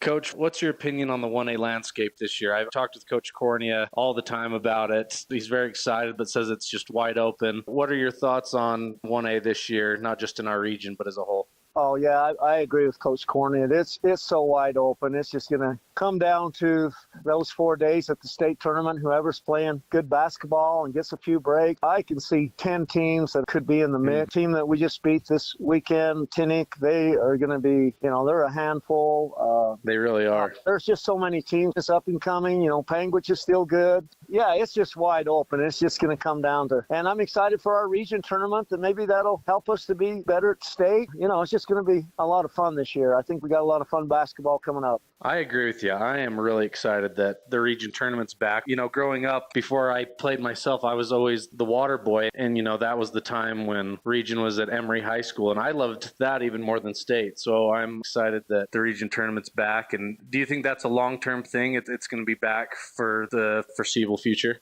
I think so. There might be some adjustments that they make with the region tournament after this first year. As I discussed with coaches, you know, it's kind of hard to play each other twice in the year and then go beat up each other in region and possibly play each other again at state. In the old days, you remember we had a north and south region. And so we may want to tweak it a little better, that you go play some teams twice, another team once. There might be a little tweaking going on, but I think it'll be exciting, and we'll just see how it goes from there. Well, Coach, thanks for taking the time to chat with. You already know this, but you're well respected in the Rich County area. Definitely a legend. That's how you were coined in my interview with Coach Corney this week, and he completely agreed. So whether you like it or not, that's what your title is. Yeah, well, I have a lot of good friends in Rich County and family, and so yeah, it's always a good rivalry, fun rivalry. But when the game's over, we're friends.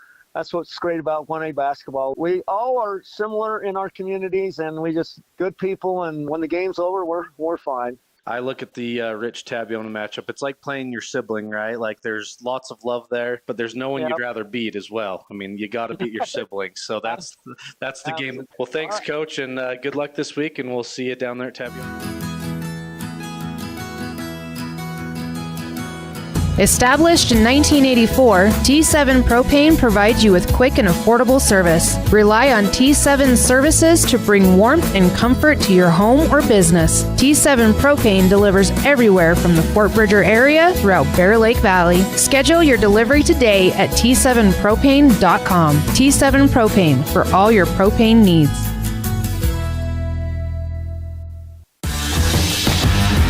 It is now time for our standout student segment, and I'm excited to talk to Kobe Johnson. Kobe, how are things going for you today?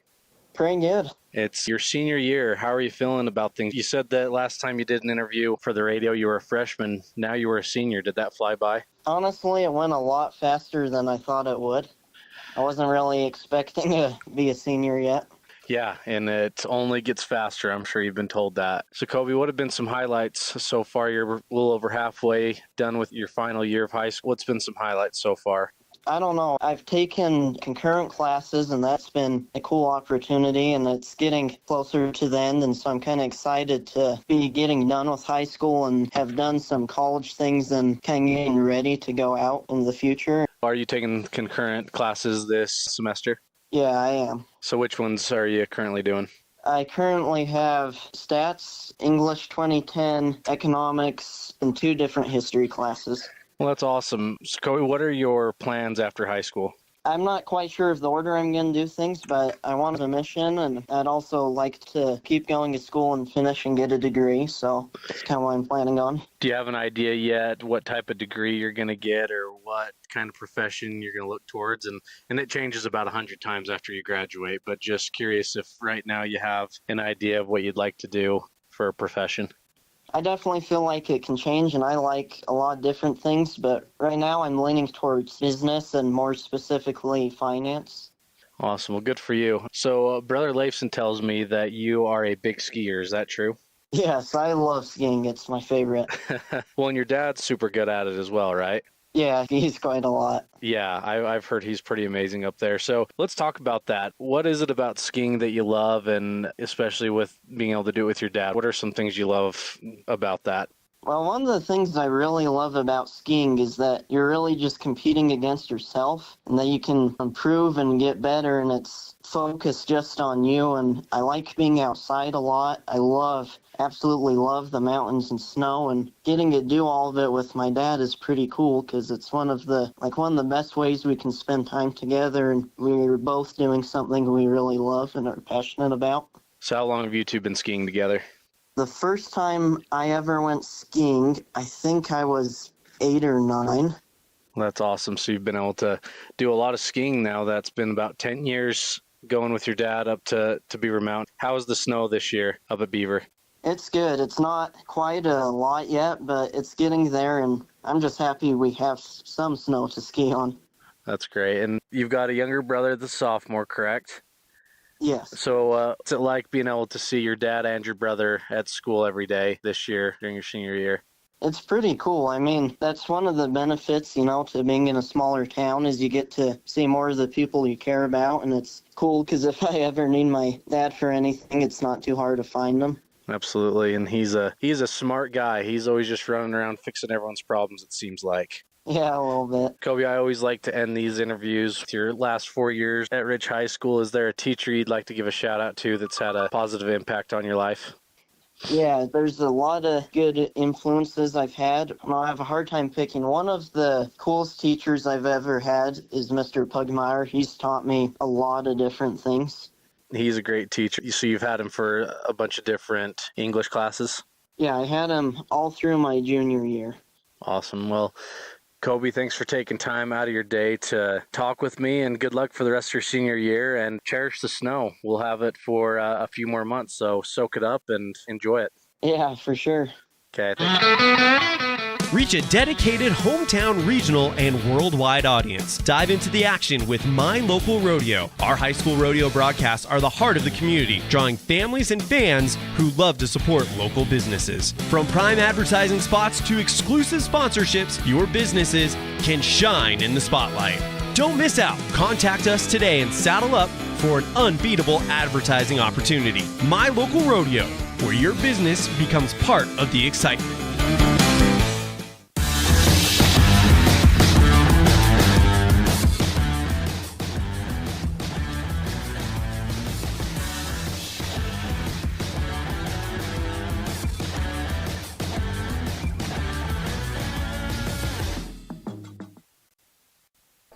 Welcome back as we have what will most likely be a great second half. Rebels down 6 to Tabiona Tigers, 36-30 to start this third quarter. Definitely a slow start for the Rebels, but able to get some more points on the board and a great finish to the first half. Tabiona been very consistent all game long as they get it in to Gavin Rhodes. Gavin Rhodes turns and fires, and he has been a lot to handle underneath so far. He's able to finish there. Weston with the ball in the right corner. He skips over to Smith. Smith on the extended left wing. He skips over to Weston. Weston for three, and that rims just out. Rebounded by Winder and passed ahead to Fabrizio. Fabrizio dribbles to his right. Being pressured by Weston on the wing. He's able to get it over to Giles. 19 on the shot clock. Giles dribbling to his right. Passes back to Fabrizio on the right wing. Fabrizio over to Giles in the right corner. Back to Fabrizio. Fabrizio finds Rhodes, a cutter at the foul line, and that just rims out. And Fonsbeck with the rebound, gets it ahead to Lundgren. To Weston, back to Lundgren. Finds Fonsbeck. Fonsbeck for three, and that is off the mark and rebounded by Tabiona, going the other way. 38-30.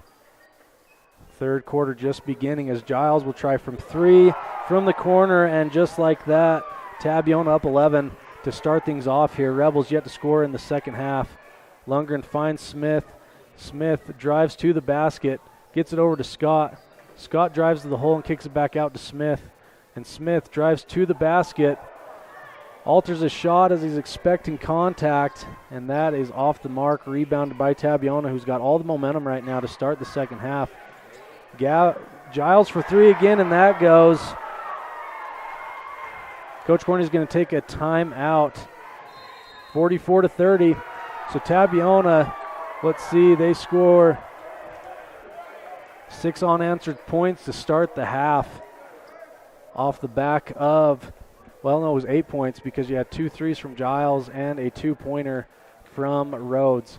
So an 8-0 start to this half in favor of Tabiona. We'll be back after this. You're watching Rebel Basketball online at mylocalradio.com and listening in at 98.3 KDQ FM.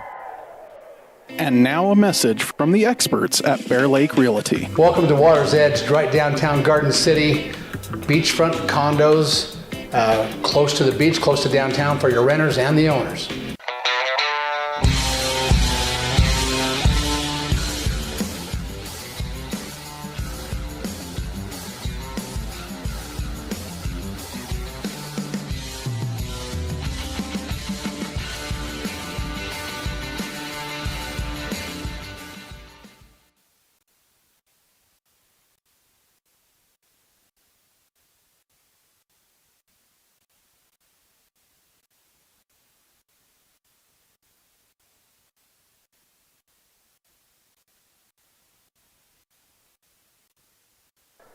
Thank you to Gary McKee and Bear Lake Realty. If you're looking for a place in Bear Lake, reach out to Gary McKee and his team there.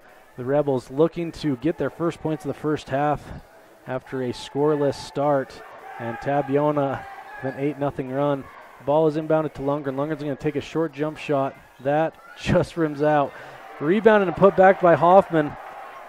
Great effort there to get that rebound and put back. 44-32 now as Fabrizio crosses the timeline, passes over to Giles, who's had 2 threes early on in this third quarter. Giles up top. He dribbles to his left. He passes over to Fabrizio. Fabrizio drives to his left. Stopped there by Weston.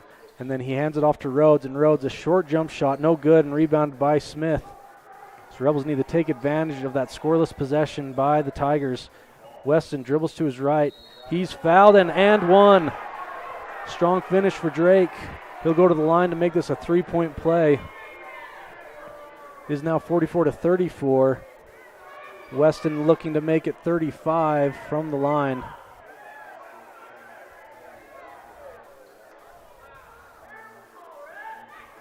The Tabiona faithful not happy with the call. All putting their hands up, showing what they thought their player did on that one. Weston up and good. 44-35, 9-point game. Rebels now in a full court press. Scott able to deflect that pass across half court, out of bounds, helped up by Giles. Tabiona will keep possession there. Ball inbounded to Fabrizio. Fabrizio brings it across half court. He'll pull up and give to Giles on the left wing. Giles gets a screen, dribbles to his left, pick and roll to Rhodes, and Rhodes is fouled. Well-designed play there to get into the hands of Gavin Rhodes, and he'll go to the line to shoot 2.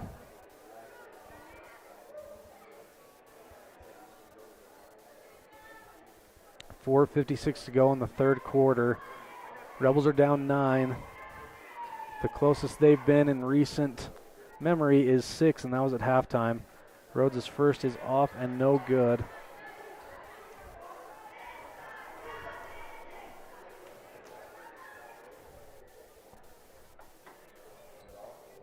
Rhodes' second is off and no good as well. Scott will take it the other way. Gets it to Smith. Smith drives baseline, finds Weston in the corner. Weston pump fakes and drives. Finds Lundgren cutting to the hoop, and he finishes. Good, strong finish for Ridge. 44-37 with 4:36 to go in the third quarter. Giles looking to break the press. He fires it across. And it's really not left up to debate anymore on a 10-second call with that shot clock, as it showed 23 as the ball was in the air. So 4:27 to go. Rebels able to get a big stop there, but they have to capitalize now. Down 7 with 4.5 to go in the third. Lundgren skips it over to Smith. Smith drives and dishes, but that's stolen by Giles, who quickly gets it ahead to Fabrizio. Scott's going to meet him, and that'll be a block, I believe. And Fabrizio will go to the line to shoot 2. Scott tries to get there in time, but not able to set his feet, so Bryce and Fabrizio will go to the line to shoot 2.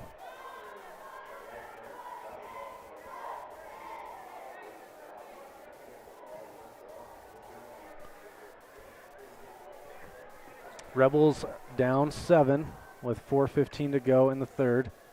Fabrizio to go to the line to shoot 2. His first is up and good.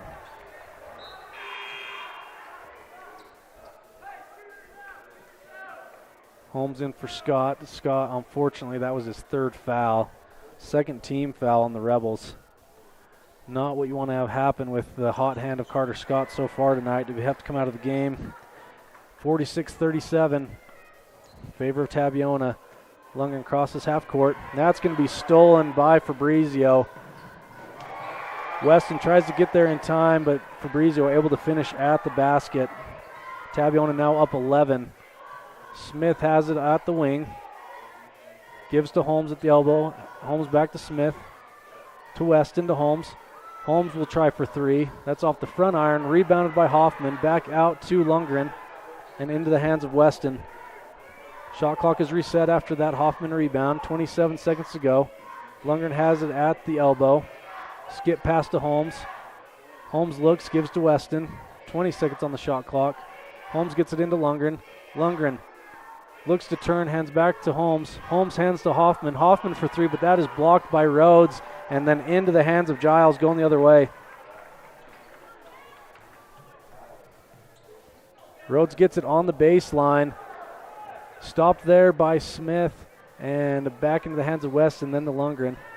Weston pump fakes and drives. He goes to the hole, and that is just off the front iron, going the other way, rebounded by Giles. Rebels going through a bit of a cold spell once again. Skip pass over to Giles. He pump fakes and puts it back up for three. Dayton Giles with a huge second half so far. That's his third three of the half, giving his squad a 14-point lead. They're going to call a foul on the defender there. I believe that was on Fabrizio with the hand check. So Rebels will keep possession. That's Fabrizio, only his first. Second team foul. Hoffman enters it into Weston. Rebels really need to start chipping away again at this lead, as the Tigers are now at 14. Lundgren enters it into Smith. Smith goes to the hole, and he is fouled. He'll go to the line to shoot two.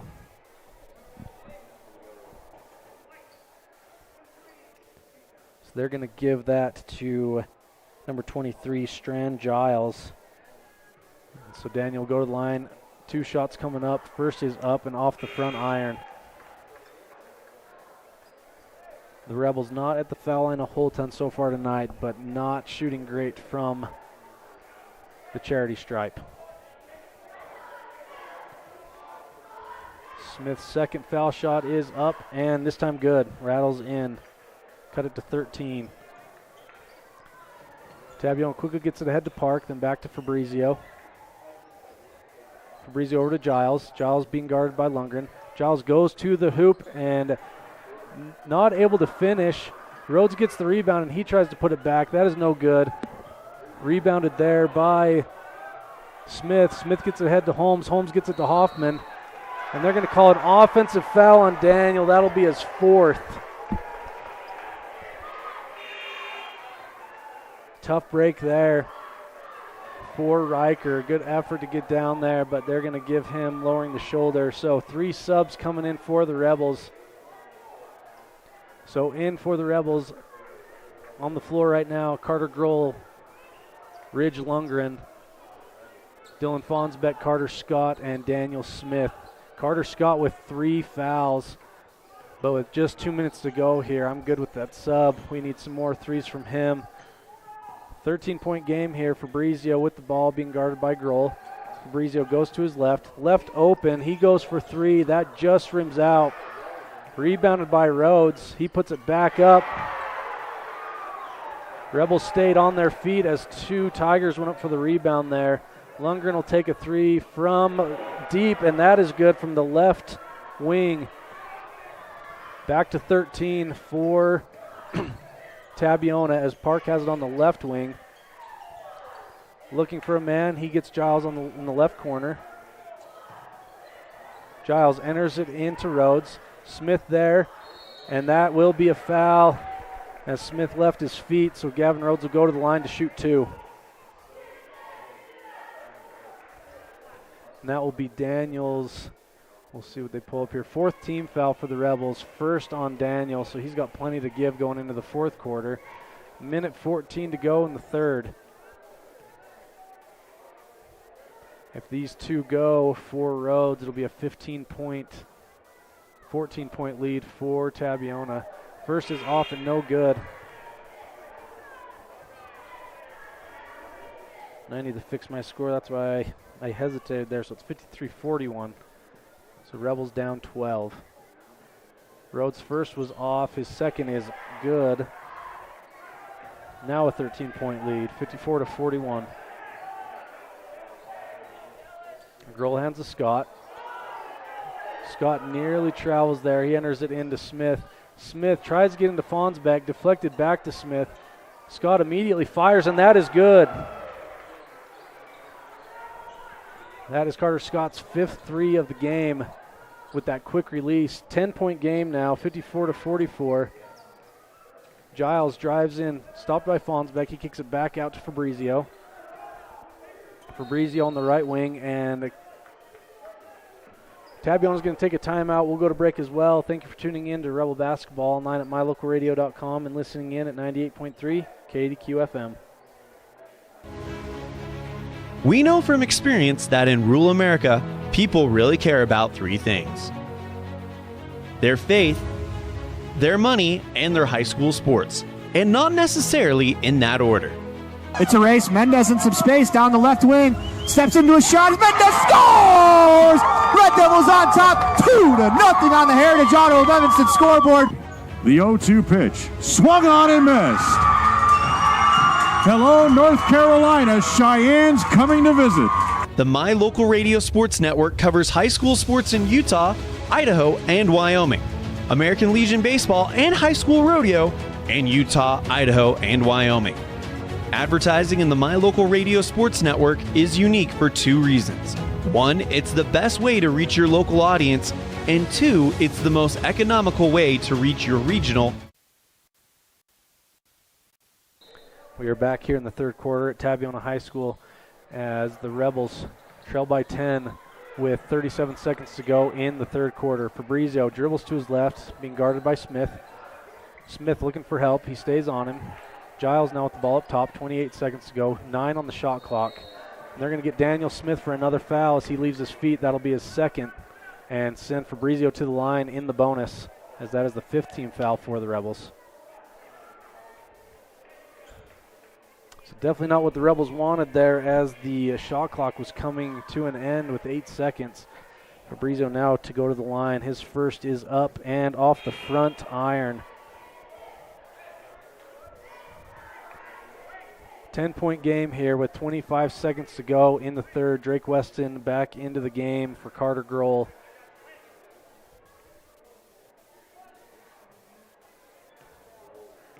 Vertus Winder also going to the scores table. Fabrizio's shot is up and no good.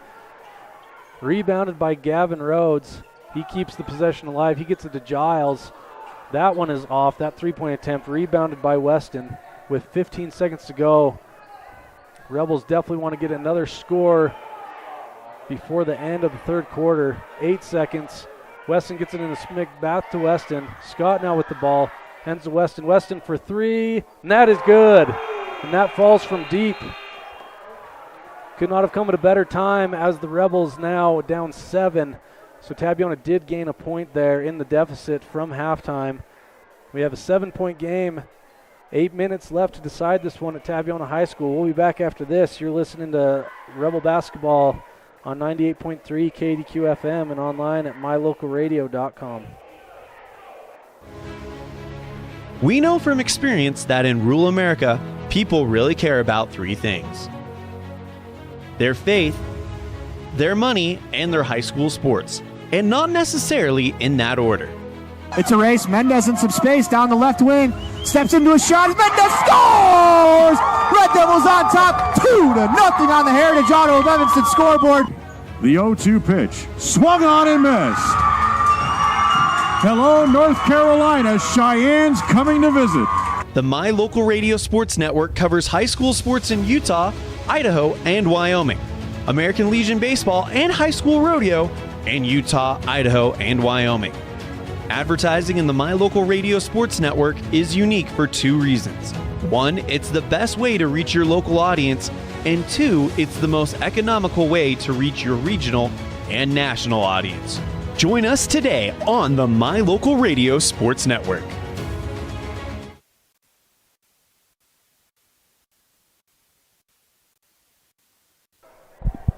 Welcome back. We are at the start of the fourth quarter with the Rebels down 7. Rebels need to take advantage, as Gavin Rhodes is on the bench to start things off, and they do go right at the basket with an alley-oop to Ridge Lundgren, and Coach Gines does go to sub in Rhodes as Fabrizio hands to Giles. Giles back to Park, then to Fabrizio up top. Fabrizio dribbles to his left, going to the basket. Good defense there by Weston. Got a jump ball underneath, and I believe that will stay here, as that was passed to Winder, and a good defense there by Daniel Smith. So Gavin Rhodes back into the game as expected, short-lived on the bench. 5-point game here. Giles looks to inbound. He gets it to the other Giles in the wing. Giles, a nice drive and dish as he gets it to Winder. Winder kicks it back out to Giles. Now to Fabrizio on the left wing. 3 seconds on the shot clock. Giles tries to get it off, and they're going to say that was a shot clock violation. He just got it off after. So the shot clock will reset, and Rebels able to force a shot clock violation coming out to start the quarter. Weston has it on the other end. Lundgren for three. That would be big, and it goes. Just a clutch play there by Ridge Lundgren to bring this within two, 54-52 to start things off. This has just been a back and forth battle all night long, and the Rebels find themselves within two. My cameraman, Valen Corney, he said we need a three to start things off, and there it is. Bring us within two. Giles has it in the corner. He gets it back to Fabrizio. 20 seconds on the shot clock. Giles on the wing. He's looking to get into Rhodes. Pressured by Lundgren. Back to Fabrizio. 10 seconds on the shot clock. Fabrizio drives to his left. Plenty of help there. Giles now gets it. He drives in. Hands to Giles at the wing. Giles for three, and that is off the mark. And another shot clock violation. Rebels great defensively on two possessions. We will see if the Rebels can tie this or take the lead on this possession. With 6:27 to go here, Weston brings the ball up across half court. Passes to Lundgren. Lundgren back to Weston. Weston thinks about three. Passes it to Lundgren. Lundgren's going to drive to the hole and tie this one up. Great ball movement there and great finish by Lundgren. He has come alive here. 54-54, 6:05 to go. Ball is thrown across half court, intercepted by Smith and handed to Weston. Lundgren for three. That drops. The Rebels turn this game upside down. Basketball is a game of momentum.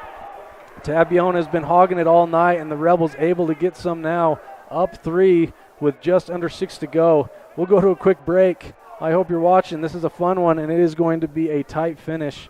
We'll go to break. You're listening online at mylocalradio.com and on there at 98.3 KDQ FM. Rich County, Utah is a place where your neighbors are also your friends. A community where traditions matter and every person is important. These community values translate into an excellent school system filled with caring individuals who are committed to each student and their success in the classroom, on the field, and in life. In partnership with the entire community, Rich School District empowers learners to attain excellence through citizenship, wellness, collaborative teamwork, and academic excellence.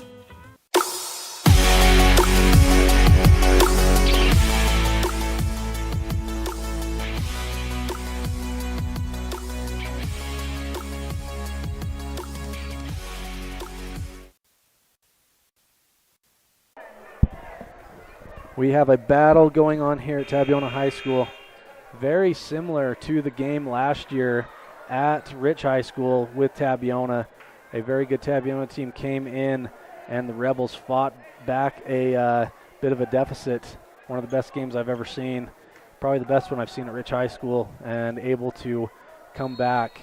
Rebels hoping to do the same thing here again tonight. Now up three with just under 6 minutes to go. Fabrizio drives right to the hole, off the mark, rebounded by Smith. He gets it ahead to Riker Hoffman. Riker loses control of it. Coach Corney wants it to be called a tip, and they are going to give that to him as that goes out of bounds.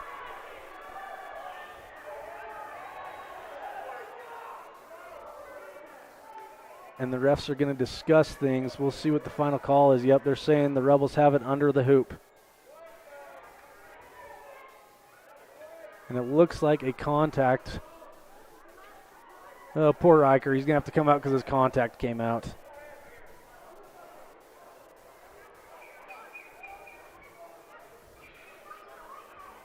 So we have a whole committee out looking for the contact lens of Riker Hoffman.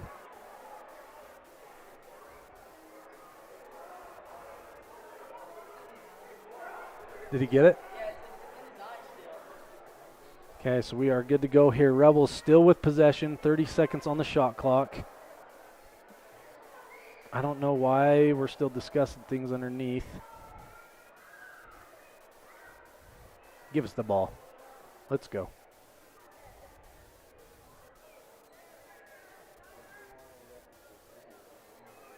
So Ridge will be the inbounder. Once again, 30 seconds on the shot clock. 5:41 to go in the game. Rebels now up 3. No fouls from either side. Lundgren looking. He gets it ahead to Weston. Weston thinks about it, but drives to the hole. Great pass to Scott, but the Tabiona defense able to collapse down on Scott. Daniel now kicks it back out to Ridge. Ridge into Riker. Hoffman kicks it back out to Scott. Scott over to Lundgren. Lundgren thinks about it, gets it to a cutting Hoffman. Hoffman hands to Smith, 9 on the shot clock. Weston from corner, and that just bounces up and over, and would have been nice, but the Rebels still up 3 with 5:15 to go here. Valen, my hands are sweaty. I'm getting nervous here. Ball's being brought up by the Tigers. Brizio crosses the timeline on the right wing. He dribbles to his left, gets to the hole, but he's going to kick it back out to Giles. Giles tries for 3, and that is off the back iron, tipped around, and finally rebounded by Scott. He's going to be fouled by Rhodes. That'll be the first foul of the fourth quarter for either team. And that is Rhodes' just first foul. Pretty impressive for the way Rhodes plays underneath to have his first foul come with just under 5 to go in the fourth quarter.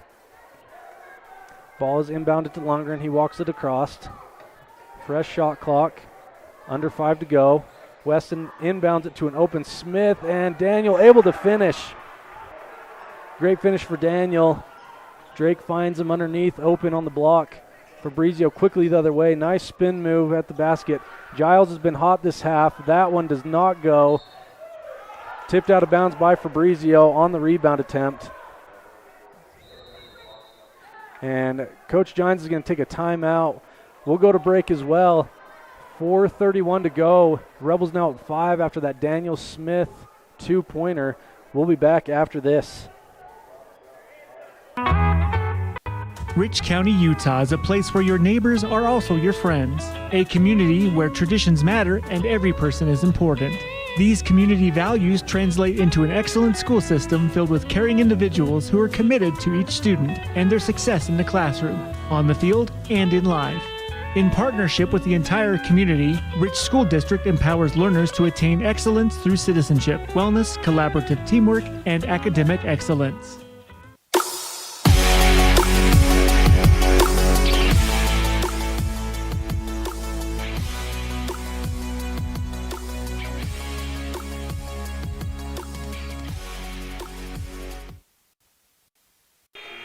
Welcome back to this fourth quarter of action. The Rebels up 5. Tabiona looking to make an adjustment. The body language going into the timeout was frustration, but Coach Gines been doing this a long time, 40-plus years at the helm of some sort, and we will see what adjustments he makes after that timeout. But the Rebels in the driver's seat, able to control the end of this game.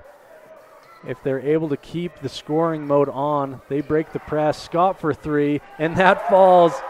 I believe that's his 6th 3 of the game. So let's see. I'm going to do a count here. I believe Carter Scott has had 19 threes in the last 3 games. Just a historic run and stretch, and it could not have come at a better time. The Rebels now up 62 to 56 after that drive by Fabrizio. So the Rebels up 6. Hoffman in the corner, hands to Scott. Scott almost pulls up again. Weston on the left wing. He pump fakes and drives to the hole, and he is fouled. Rhodes definitely got the ball, but they're going to call him with the body. And so Weston will go to the line to shoot 2.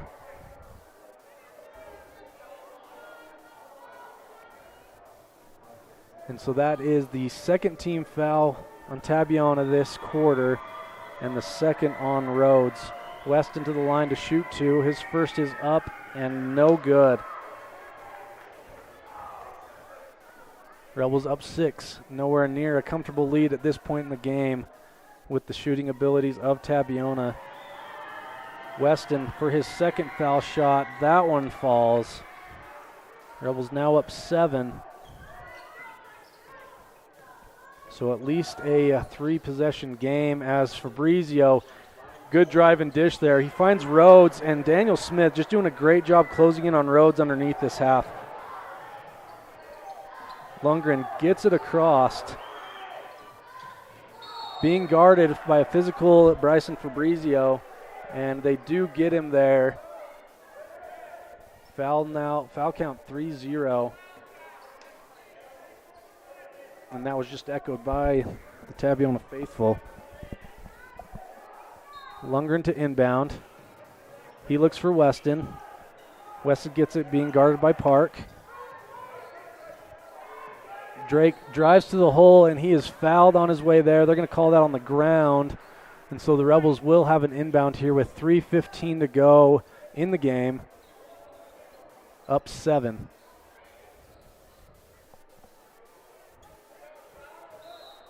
Ridge the inbounder. He's looking. Gets it to Scott in the corner, then to Hoffman on the left wing. Daniel has it up top. We have lights going out in the gym.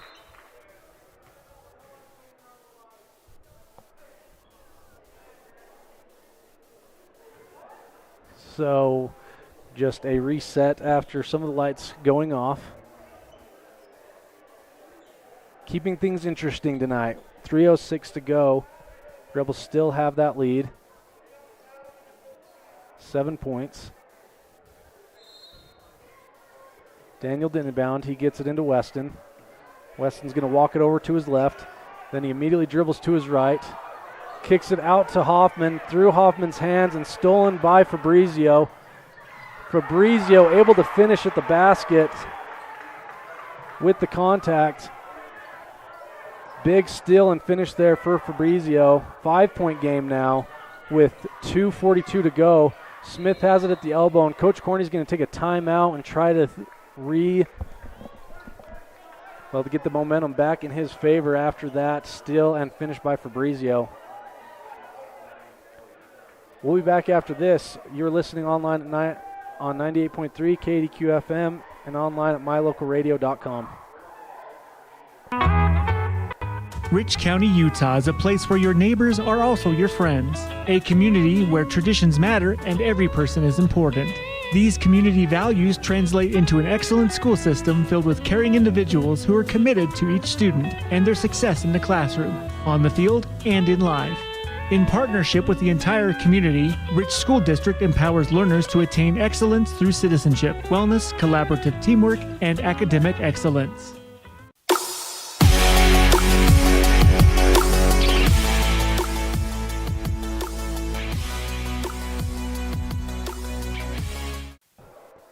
Welcome back. We're at Tabiona High School with a 5-point game.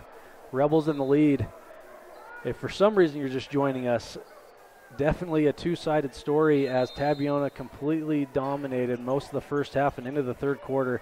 But the Rebels, off the shooting of Lundgren, Scott, and Weston, able to battle back and now be up 5. Lundgren with the ball. He drives to his right. A jumper at the hole, and that is no good. Rebounded by Rhodes, going the other way.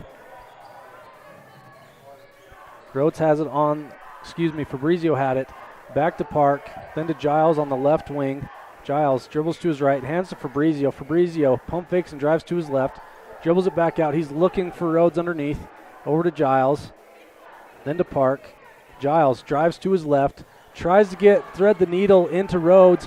Great effort there by Riker to get the ball underneath and ahead to Weston. And Weston looks to finish at the basket, and that is no good. Carter Scott slow to get up. He's back up on the other end. Giles gets a 3 attempt. No good. Rebounded by Carter Scott, who thankfully is back up. Holding his head. They're going to let this thing play out with a minute 36 to go, and Coach Corney is going to take a timeout. So the Rebels will have the ball. Still with up 5 with a minute 36 to go. We'll stay right here. Once again, Tabiona in the driver's seat the majority of the first half.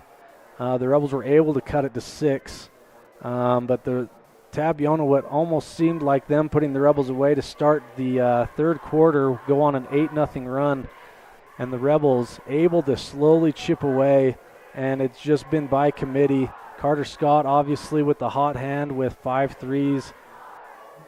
I think Ridge has 5 as well. Drake has 3, I believe, and Daniel Smith has done a great job on Gavin Rhodes, as Rhodes played a huge role in that first half, but Daniel able to play great defense. It's great to have Riker Hoffman back. I mean, just a game by committee right now, and the Rebels looking to try and close this one out with a minute 36 to go. We do have the ball. Coach Corney took a timeout to talk about things. If you're a Tabiona fan, you are not liking the foul count. It's 4-0. 4 being the Tabiona fouls. And Riker inbounds to Weston. Weston able to keep possession. 20 seconds on the shot clock. He hands to Riker. Riker back to Weston. Weston tries to get it into Ridge immediately, but a good defensive play there by Bryson Fabrizio. Rebels keep possession with a minute 26, 14 seconds on the shot clock. Lundgren to inbound. He gets it out to Weston. Weston skips over to Smith. Smith drives to the hole, and that's taken away, but back into the possession of Riker. Riker hands to Weston. Weston to the hole, and that is no good.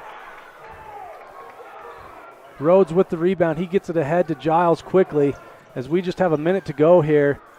Giles keeps the ball alive, passes to Park. Park to Giles. Giles is going to try for 3 off the front iron. Lundgren with the big rebound with 55 seconds to go. Rebels still at 5. Lundgren able to get it across half court. Great handles from the junior. 23 seconds to go on the shot clock. 44 on the game clock. Lundgren gets hip checked at the block by Rhodes, and that will put the Rebels into the bonus. So Ridge will go to the line shooting 2.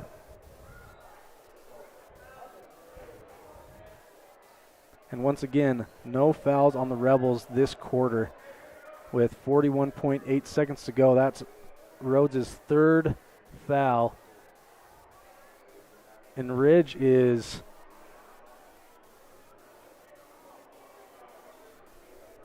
so Ridge throws up in the garbage can after that play.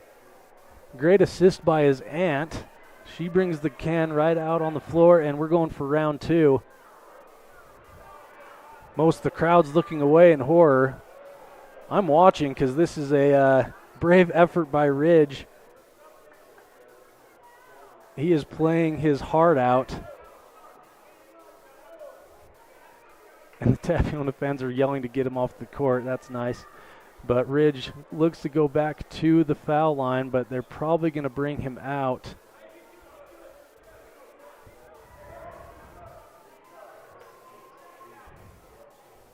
So Ridge, they're going to sub him out. Never seen that before, but just gutsy effort. Ridge takes 2 trips to the garbage can and then back to the foul line. He was ready to shoot, but they're going to make him sub out. Holmes in to shoot. Free throws for his best buddy, and the first one falls. 64-58. Jet, first one falls. Good. Second one, Jet honors his friend by coming in for him and hitting both foul shots, 65-58. And there's going to be a foul on the other end, I believe, by Jet Holmes. So Ridge is back. Just playing with true grit here with 38 seconds to go. I think most people are shocked he's back in the game. 7-point lead. Weston doing a good job on Fabrizio. That is kicked over to Giles. Giles off the front iron. Rebounded initially by Smith, but then taken away by Rhodes. 22 seconds to go. Rhodes kicks it over, then to Park. Park pump fakes, drives to the hoop, and he'll be fouled by either Riker Hoffman or Ridge Lundgren.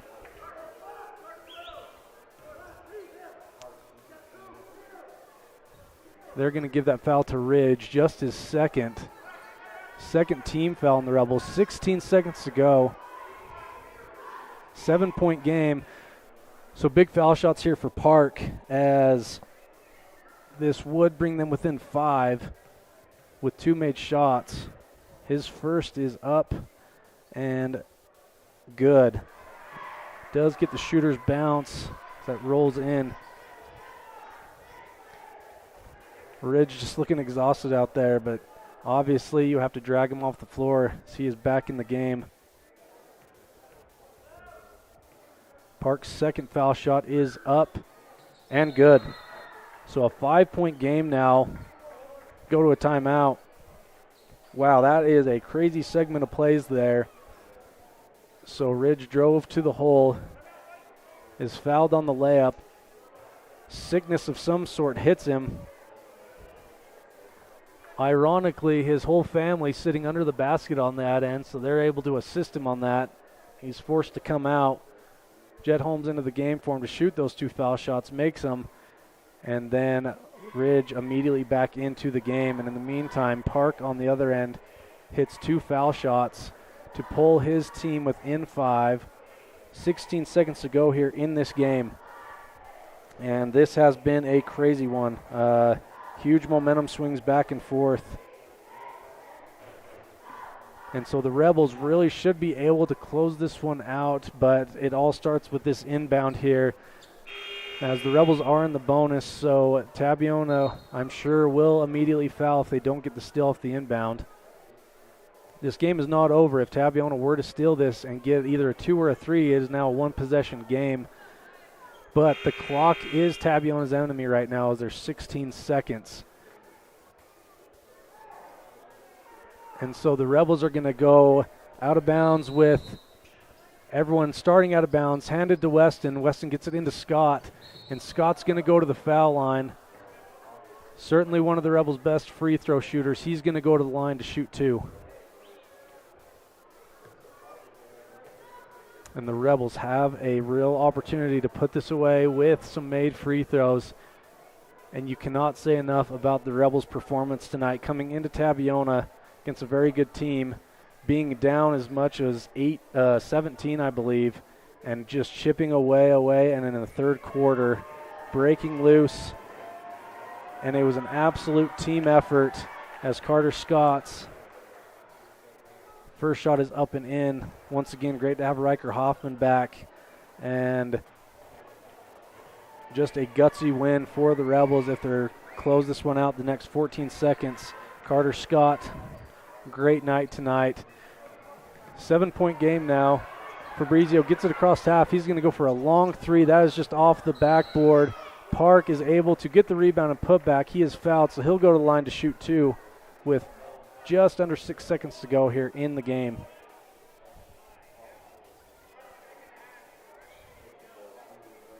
Rob Leifson with the text of the night. He says, Ridge did make both throw-ups in the bucket, so he's 100%. I'm sorry for anyone with queasy stomach, but Park's first is up and good, making this a 6-point game. 5 seconds to go here. Rebels up 6 with another Park free throw on the way.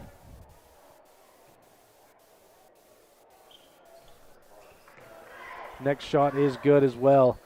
Ball inbounded again to Scott, so he'll go to the line to shoot once again.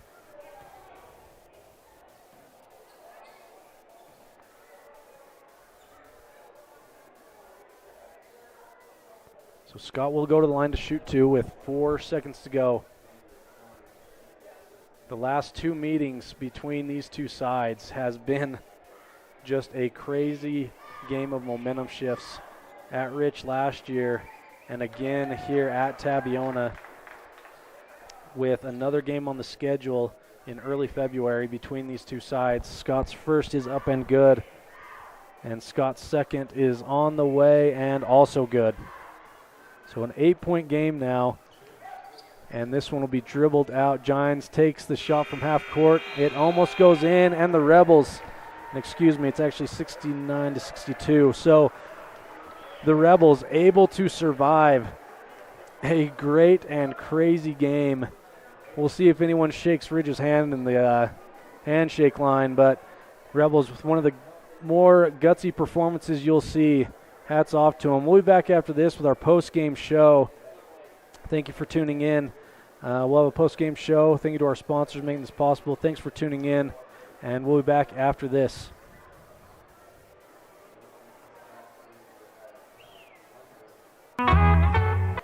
Rich County, Utah is a place where your Ready has provided safety and excellence in industrial construction and support services since 1982. From insulation and scaffolding to paintings and coatings, our crews are standing by to assist with new construction, maintenance projects, facility shutdowns, and more. Contact us today to ensure your assets are protected and functional. Interested in joining our team? Visit ReadyUSA.com. We are ready. Healthy teeth and gums affect your overall health, including the mental image you have of yourself. That's just one reason that good dental care and hygiene habits should begin at a young age. Healthy teeth mean fewer sick days from school and higher self-esteem. We all want our children to be successful. Teaching them healthy dental habits at a young age with regular cleanings and dental checks is part of the answer. Dr. McKay Frankum serves patients of all ages. Call today and schedule dental appointments for your family. Dr. McKay Frankum, providing precision family dentistry at affordable prices.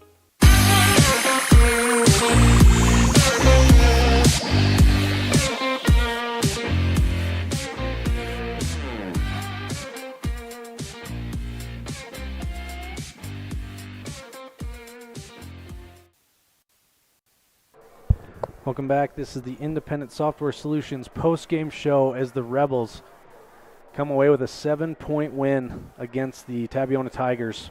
Both boys and girls able to walk away with wins tonight. Huge road wins, as this is a region game, but more so the RPI beating teams this high in the RPI will help out a bunch, as the Rebels will take this one home 69-62. And let's transition over to our precision play of the game, and that is brought to you by D. McKay Frankum. And thank you to their office for sponsoring our precision play of the game.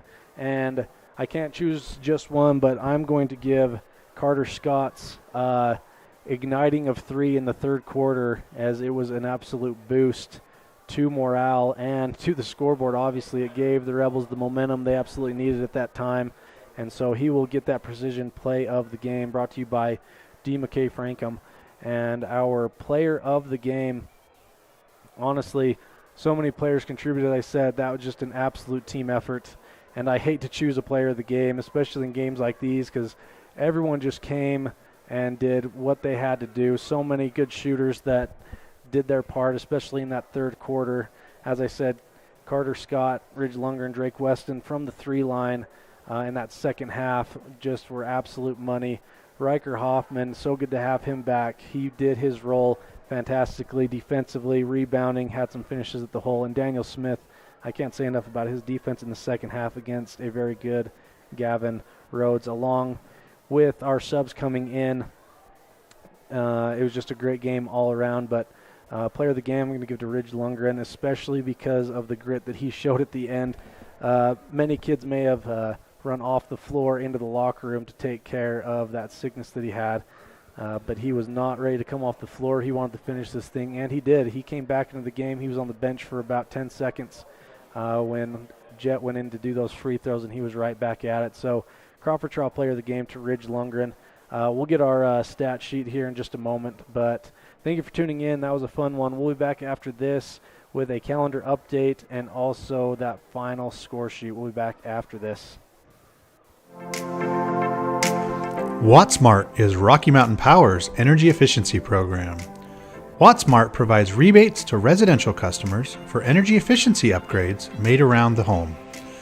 Devices and appliances that use electricity in your home can usually be made more efficient, and that can save you money and energy.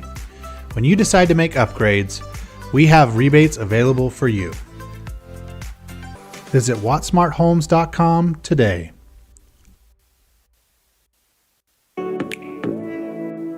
Welcome to the town of Randolph, located in northern Utah. The first group of settlers came from St. Charles, Idaho in March of 1870. We are a town of great extremes, from 90 degrees in the summer to minus 40 degrees in the winter, and we hold the record for the coldest temperature ever recorded in Utah at minus 50 degrees. Randolph is a small, friendly community that strives to preserve our rural heritage and small town feel. Enjoy the feeling each time you visit Randolph. Go Rebels!